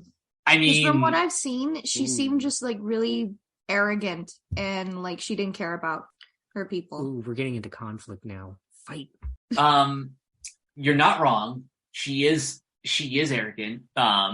She does get called out in like the first episode for being not really the best at taking care of the people that she's traveling with. But yeah, I saw that, and I saw the fight with the cave troll. But it still seemed like she didn't really care. Like, they chewed her out, and they were gonna turn on her, but it still felt like she was like, meh. These people are slowing me down. One thing that does kind of bug me is that not only does she basically give Sauron the idea to create the One Ring, which oops. Yeah, oops. And also like I don't get is she has the idea, okay, 3 elves, we're gonna have 3 rings, and I'm like, the writers do know that we know it's not gonna work, right? Like, yeah, it's like.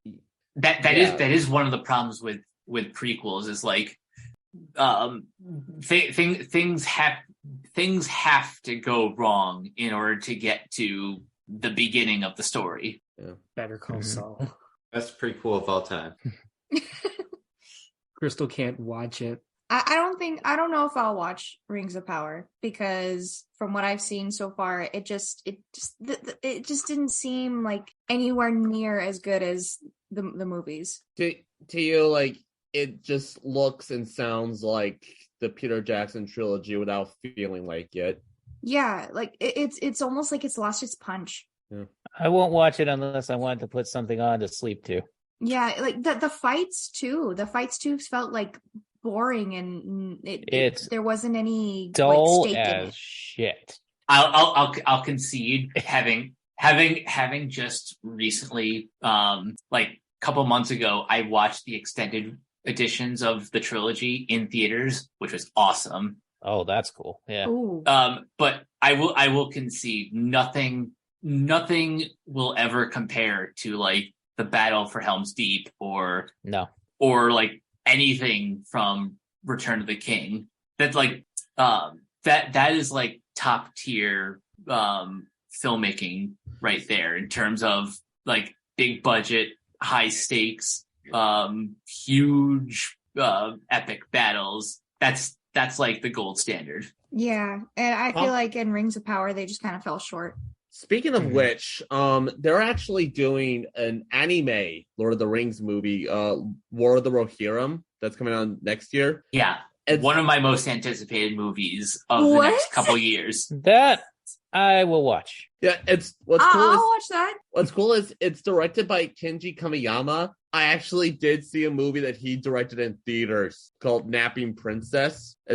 I saw that in the theater, and I was the only one who saw it. And I gotta tell you, while I was watching that movie, not once did it ever occur to me, yep, this guy's directing a Lord of the Rings movie.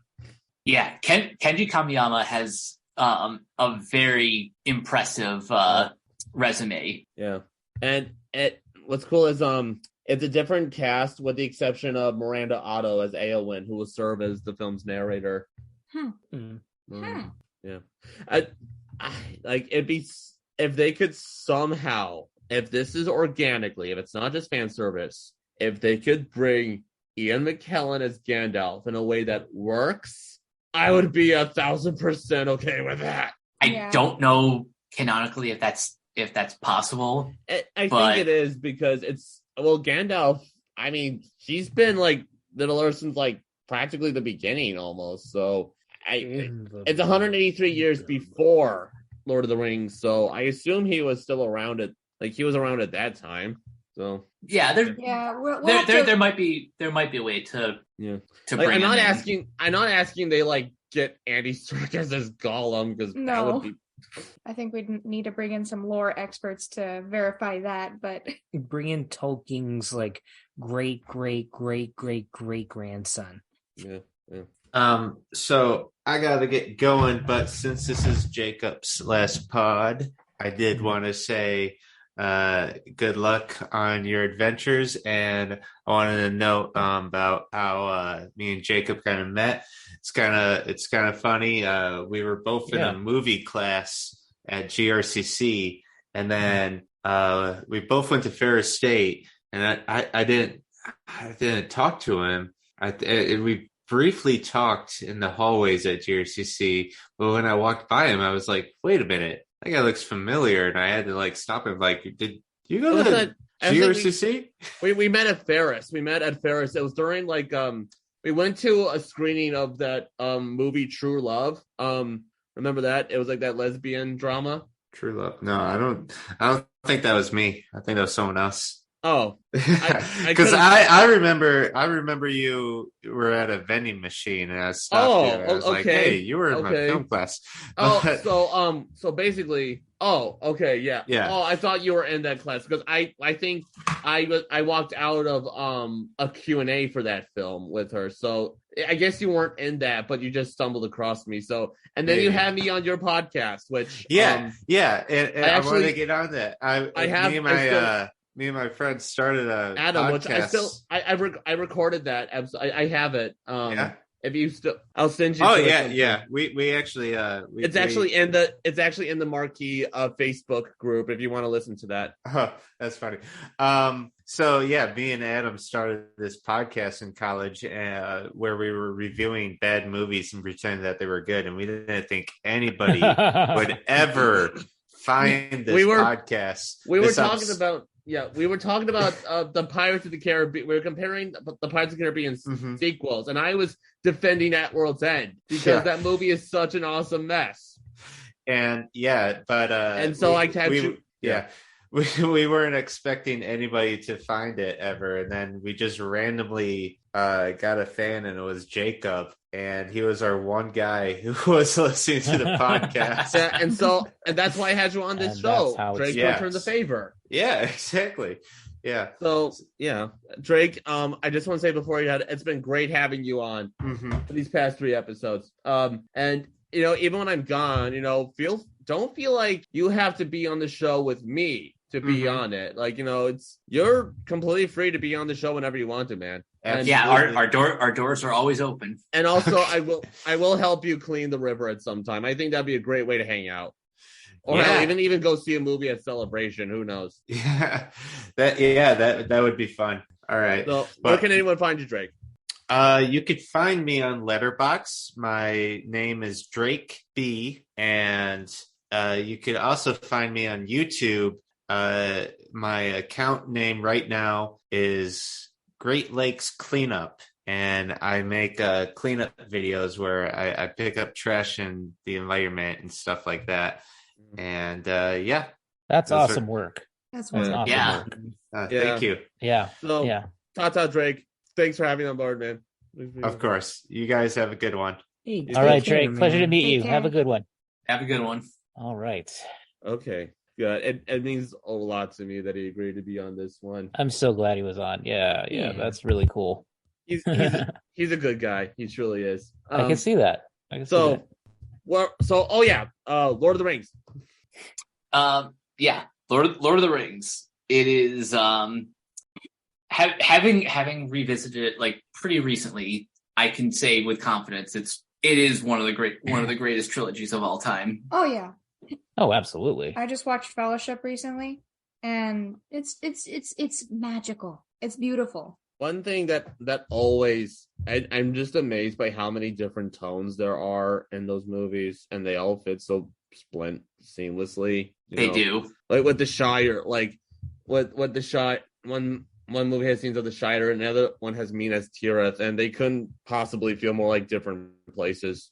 Yeah. I just love Howard Shore's score is some of the best I've ever heard. I almost get emotional watching that, like just listening to like the music that plays in the Shire. Yeah. Like that music is beautiful. Has anyone by chance ever seen the Ralph Bakshi one?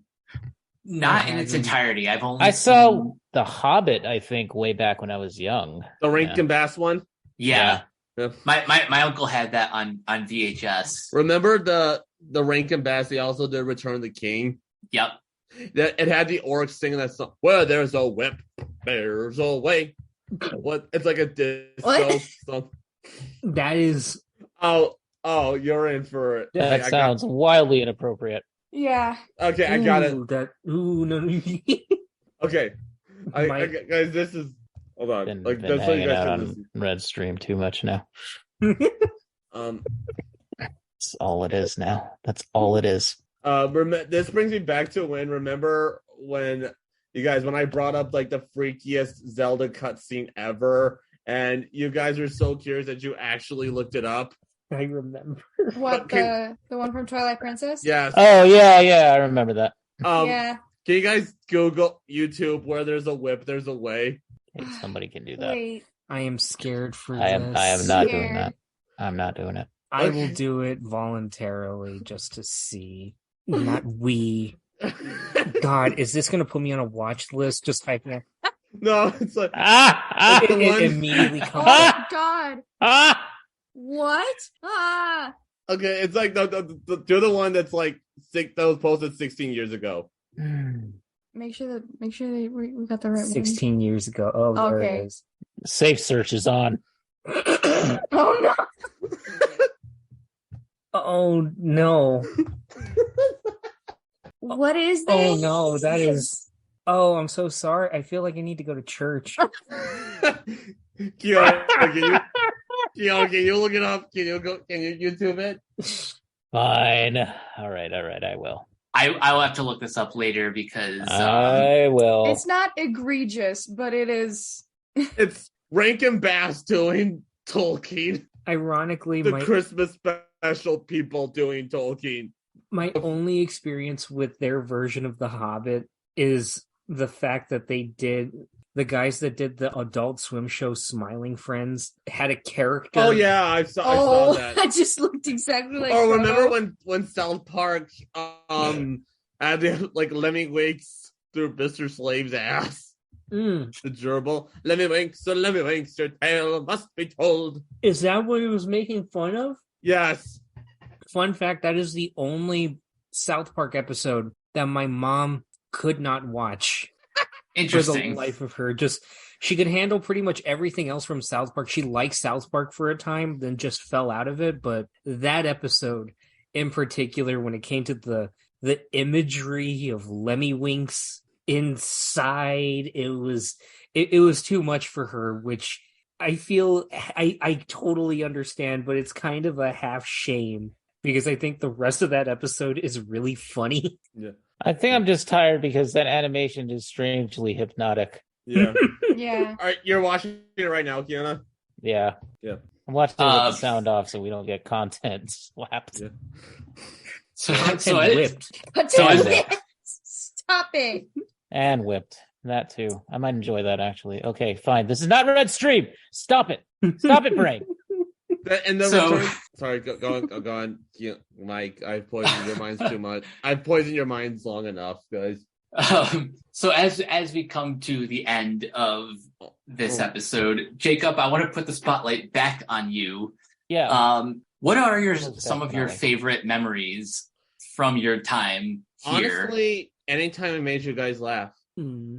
Anytime. Which has been a lot. Yeah, that one particular time, I always used to go back to this one. It was what?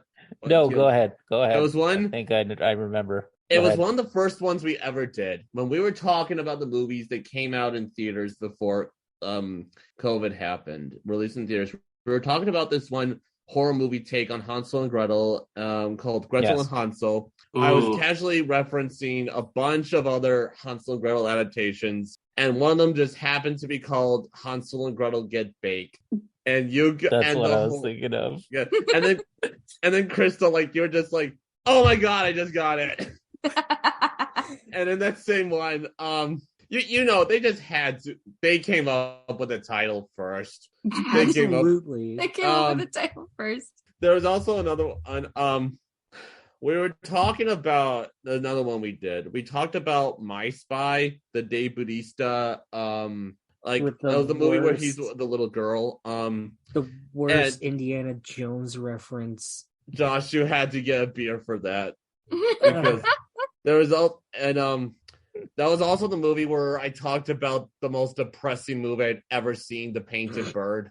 And just the whip. Oh, The yeah. painted bird and My Spy. It was. Yeah, My Spy was The Painted Bird was actually more fun to watch than My Spy. I'm kidding. But I bet it was. I remember. I liked it when I was on Cartoon Saloon with Mike and Cameron. I was. Yeah, that was that was fun. gushing over them. I gushed over those movies because it was a time where I got to talk. I was also the one where I got to. There's another one where I got to talk about Animal Crackers. That was the one that I looked at the production of for a long time on that one, and I'm glad I finally got to watch it. And I remember, Josh, there was like this. You actually laughed when you edited this. There's another one we were talking about, A Whisker Away. It was the anime like Ghibli wannabe. And I said it was meh, but I said like like that. And Josh, you laughed really hard at that. I do remember. Because And- editing can be so laborious. Yeah. Just in general, seeing WAV files and having to hear everybody in slow motion, cutting out our own, like when we stutter or anything like that, or when Yeah. when we kind of That was that one inadvertently where, loop on ourselves, and then just finding little magical moments. There was Yeah. even a point where Yeah. I edited for you because you were really busy with something else and you had no time to edit. So I edited. Josh, I remember when we did that one holiday one where you were reading Ernie Klein. Oh, that one's a classic. Well, I said to you afterwards, I was like, Josh, this is an honest question. Why do you do this to yourself? And You then Cameron, I remember Cameron just laughed hard at that. It's funny. I still haven't finished Ready Player 2. I bought that exclusively for the Thanksgiving episode that we did. I am still right where I left it because it was just like, maybe I should lay the demon to rest. I can just imagine us like having an intervention with you, like we're just in a circle and like we're just trying to talk you out of like, Josh, what you're doing, like submitting yourself to Ernie Klein, it's just not healthy, dude. Crystal Thank had to you. do that to me when we were on a trip at Ruidoso. We went to a little quaint bookstore. I had some extra money. It was We'll have back this. Yeah. and everything, and we when I walked in, remember. I found Armada, the only paperback that I could find of Armada, and I almost got it. And Crystal was just like, "No, we're having a good time. Yeah. Put the I book can down." imagine her like setting up like an Ernie Klein Readers Anonymous meeting with you. Yeah. I remember when we talked about X-Men with the X-Men movies with Millennial Mike. We were talking about Deadpool. We're talking about Deadpool, you guys. Kiona, I've always loved hearing your, like, when you're really passionate about certain like the comic books and video games. You know, I just love whenever I hear you guys talk about the stuff that you love. I'm like, you know what? This is all what it's all about. This is what it's all about. This is why we're here. Yep. I want to know is, was there like any movie that you watched for the film series, Kiona, that you really liked, that really stuck with you? For the film series, my God, I can't even remember what I watched for the film series. I feel like that was a while ago. It was. To be honest, I missed let the me early go back. days. Let me go back. I missed the early days. Give me a Kiona. moment.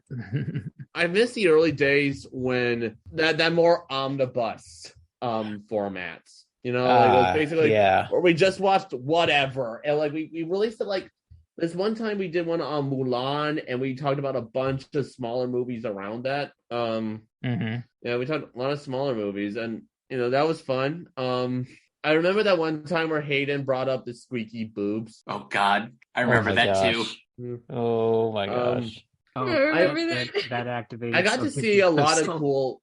I got to watch a lot of cool movies I probably wouldn't have watched in other circumstances. Yeah. Josh. You know what I liked? One of the movies that I liked was when we talked about the Old Guard. That was a good one. The Five Bloods was really good. That was great. That was even great. when we talked about the really shitty ones like Artemis Fowl. Fowl. I still haven't seen that. Oof. Dude, and or when me and Kiona ranted about Guns Akimbo. Kimbo. How angry I got at Cinderella. Oh my God! When you got angry at Cinderella. Oh man, that was a fun podcast. But speaking of rants, Josh, do you remember your rant on David Ayer's what was it called? The debt collector? Tax collector. Oh. That was pretty epic. I gotta say. And curbing my tongue with anything relating to that. He's got his fans. That movie has its fans. I'm not one of them.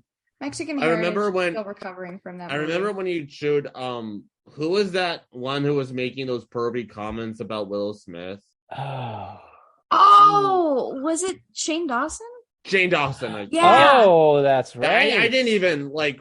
I even like I muted my microphone because I didn't want to interrupt you, man. You just kept going. I didn't want to stop you. I haven't heard that name in a long time. Yeah, me neither. Gosh. Yeah, but ever since like movie theaters open again, like we kind of had a more grounded styles, like 2 or 3 movies at a time we talked about. I liked hearing Tyler. I liked hearing her little history lessons. She talked about that crazy ass 101 Dalmatians sequel book. I remember when Brock was telling me that one comic book story about Venom and Spider-Man's sperm or something. Oh my God. Oh God. It What was that Venom. It was, and I was just like, my response to that was, I didn't sign up to hear this shit. Spider-Man. I didn't hear to talk about Venom. Spider-Man Reign. Loving me killed you, Mary Jane. Like a spider laying 1,000 eggs of cancer. Oh, Tyler. Let's see. Crystal, you know what was one precious memory of mine was that one mental health one when we were talking about good qualities of each other, and Crystal, you called me an absolute ray of sunshine. Aw. That was so sweet. That really warmed my heart. Like that, I always saw myself, like, if we all had different personas, mine was just kind of like, I always thought of me as just like the big kid of the group, just the guy who's just happy to be here, who doesn't know, who's not as well read when it comes to comic books or video games as you guys, but I just always have a ball here. I always just, I liked getting the chance to talk to Kaylu, my friend of mine in France, once in the mental health one after the 2020 election. Oh yeah. Oh yeah, that was an interesting one. Yeah, I've got to talk with people, some fun people like Morgan and Drake, and I've got to, I've had a lot of fun with this podcast. I really have, and as much as the career opportunity, a lot of opportunities have opened up, but I'd be lying to myself if I said that I'm not gonna miss this. I truly am. Like, even with how long it sometimes can be, how long, like, even when stuff gets in the way, like technical difficulties or just schedules simply not lining up. Yeah, like schedules not lining up. Ideas just like big ideas for episodes just not panning out. By the way, Josh, guess what movie I had Kiona watch today? He told me. When Marnie was there. He knows. Which one? When Marnie was there, the Studio Ghibli movie. Oh, that one. Yeah, I haven't seen that one. You should. It's one of the most therapeutic movies I've ever seen in my life. You and Catherine together. I'm glad how that movie is very well liked with it, people like who have been struggling with mental health. Like, I can't tell you how many times I've heard people say, that I watched that movie and I was a wreck. I was just an absolute. Lots of people were. Dude, yeah. Well, Jacob, something that you helped me with, and something that I felt brought us closer, is the fact that I basically told you that I'm pansexual. Yeah, that's why I came out as bi. Yeah, and that's something that is very meaningful to me as well, and that's something that I wanted to say for this podcast because I'm proud of you for coming out, dude. Yeah, because basically that's who I am. I like when. Speaking of which, I'm glad that I'm pretty sure that's obvious to anybody who's followed me on Twitter over the past year or so. That's pretty obvious.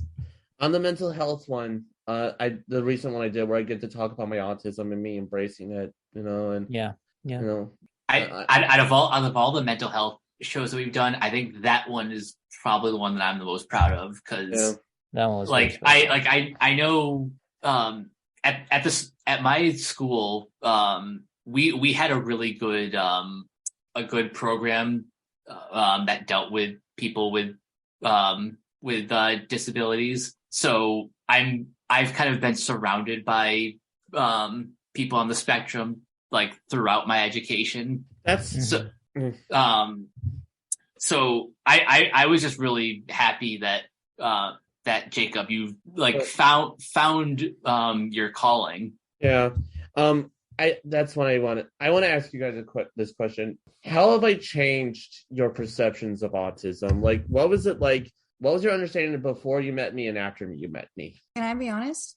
I had never. Well, I had a bad experience with somebody who I believe had. I won't say exactly what he had because I can't exactly remember. You're talking about who I think you're talking about?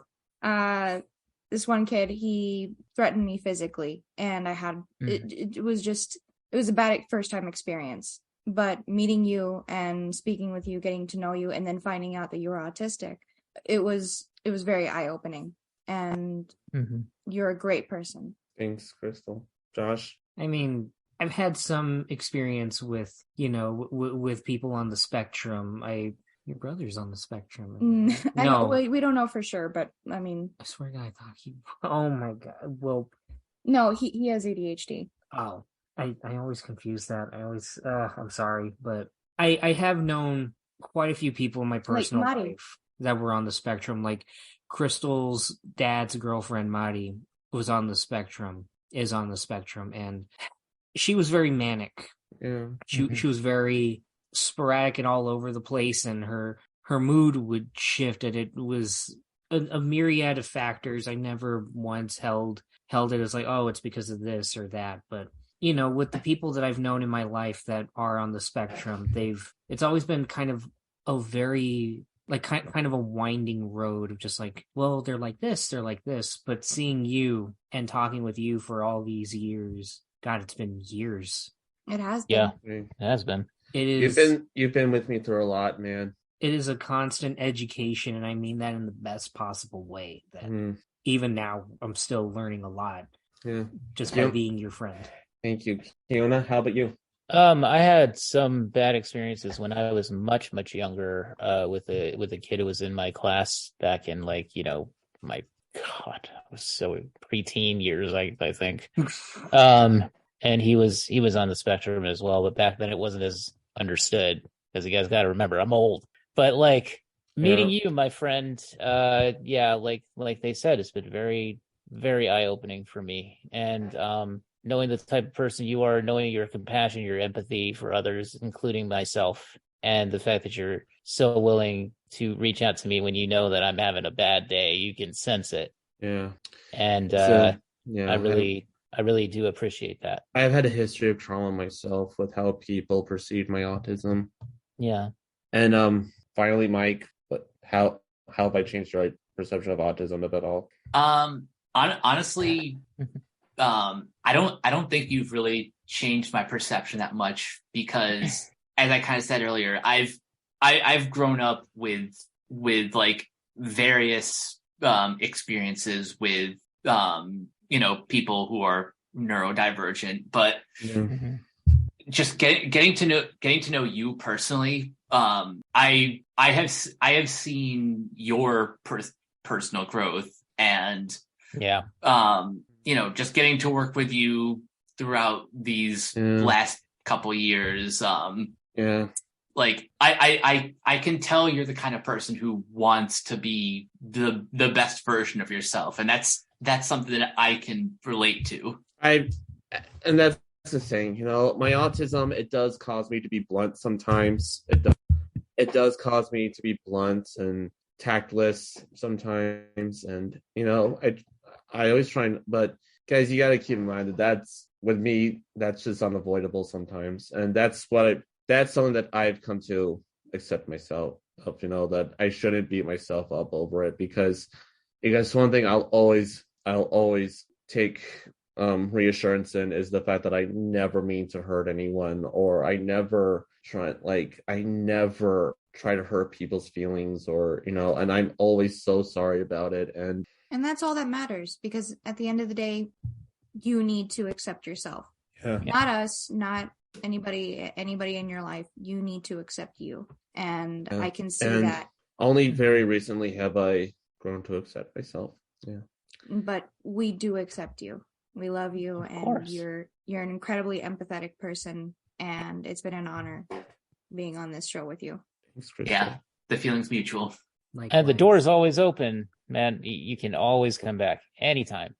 Anytime. Yeah. If you have a spare hour one night and you just want to be on a podcast, this is a big if, but this is probably kind of a tall order, but if you guys were to ever get Richard Newby for the marquee one, just remember where I am, okay? Richard, because he is easily my favorite critic out there. Okay.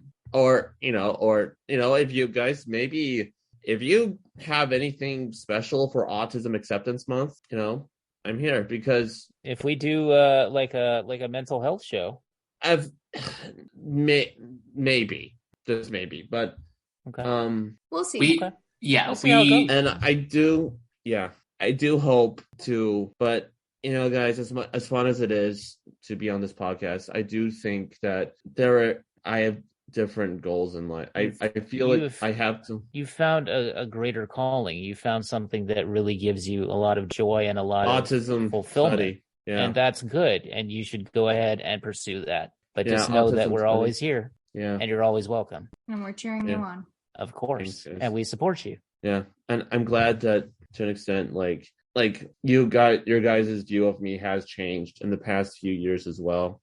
And hopefully now that you know someone who's worn their autism this much on their sleeve, that you will know that when you come across another autistic person, maybe, just maybe, you will come to understand it even better than you used to.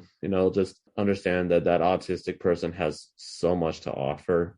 And just Absolutely. and Of course. yeah, Yeah.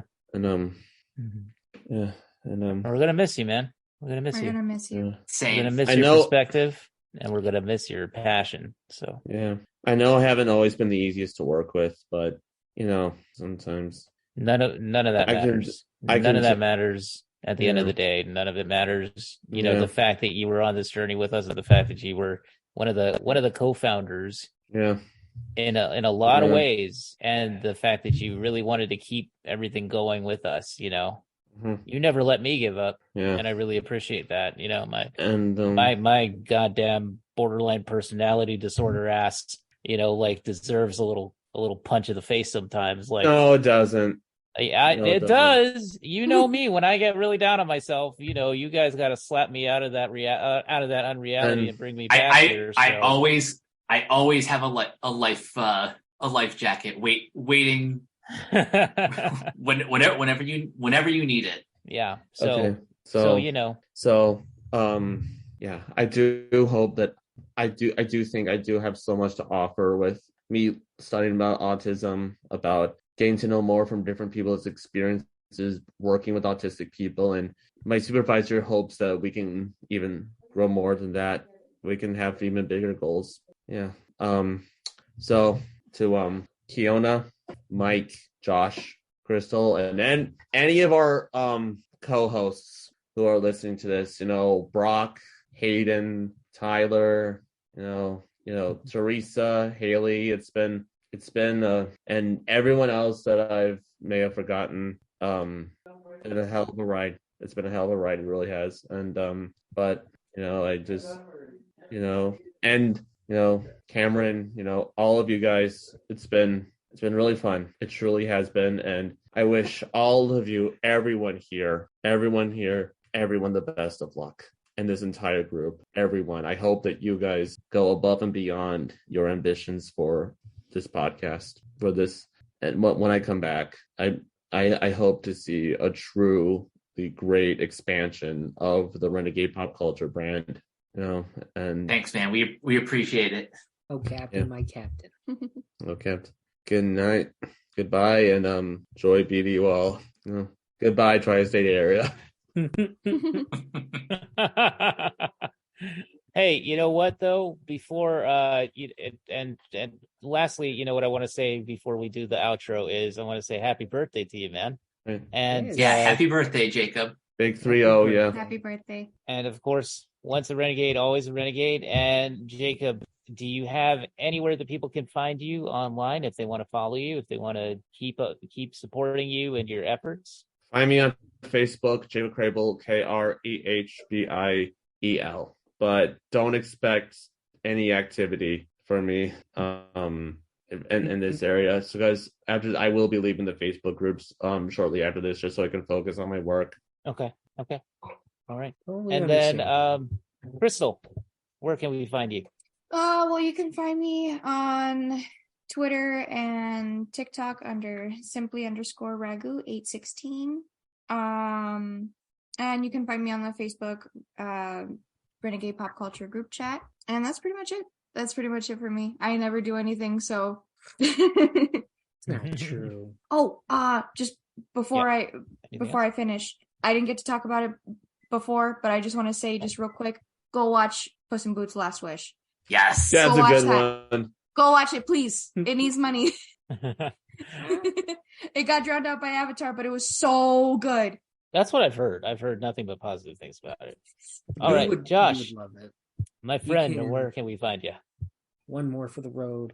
You can find me on Twitter at JSH Lozano, where I am currently in the midst of trying to debunk all the misinformation about James Gunn's plans for DC, even though I'm waiting for your calls, James. I could do Blue Beetle too. And I am also Would you be willing to direct Jason Momoa as Lobo is the question. Yeah.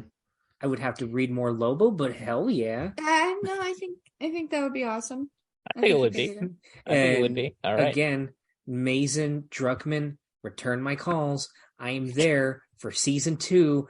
That episode, you know what I'm talking about. Ooh, in the feels, man. Okay. And then you can find me on YouTube at JoshBoy64, and you can hold me to this. This is the year that the videos are going to commence. Kingdom Hearts will probably come in autumn. That's the feature length documentary. The feature length, but it's fitting thematically. But my next video that I'm going to be coming back with is going to be an entire video essay on Alan Wake, adapted from my editorial that I did here for the site, with some changes made here and there. Nice. And you can find me on Facebook at the Renegade Pop Culture Facebook group, and you can also find me on TikTok at Joshua Lozano 64, I believe. I've only done one TikTok where I showed off a glitch when I was playing Sly Cooper on the PlayStation 4. And yeah, that's pretty much it for me. Okay, and then the Wednesday dance is coming soon, right? Unfortunately. I'm messing with you. Okay. All right, Mike, where can everybody find you? You guys can find me on Twitter and Hive at Captain K42. You can check out my quick thoughts on letterboxd.com/Coach K42. And as I'm sure Keanu will mention, you can follow Renegade Pop Culture on Facebook and Twitter at Ren Pop Culture. You can also find us on YouTube, on Podchaser, on the Banana Meter. All of our podcasts you can listen to on Anchor, Spotify, Apple Podcasts, and apparently Pandora. And then everything can be found at renegadepopculture.com. Can I say that? So do we. Can I say the slogan? Go ahead. Need escape, so do we. Awesome, man. All right, and I actually got to do my outro. It's been a while.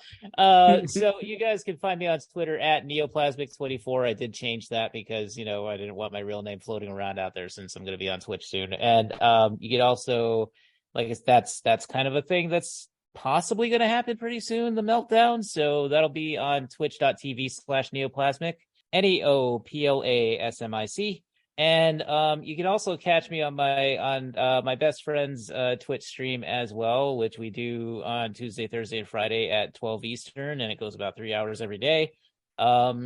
It's some bish named Red on Twitter, and that is SOMEBISHNAMEDRED. So on Twitch, I mean, not Twitter, Twitch. And you'll just hear me on the mic. You won't see all of this on there, but you will get to hear my voice. Only. Yes, exactly. Dramatic face. Okay, and that is about it. Oh, you can follow, of course, renegadepopculture.com for all of our articles, for all of our podcasts. Everything that we've done up until now is all on there. And you can find us on Twitter at Ren Pop Culture. Ren, not Snippy, just Ren. All right, guys, we are gonna see you later. Once again, thank you, Jacob, for everything.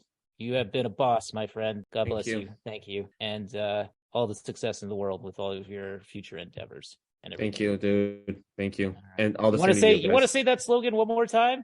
Yeah. Go for it. Renegade Pop Culture. Need an escape. So do we. Always and forever. All right. See you guys. Good night. Good night. Good night. Good night, everybody. Peace.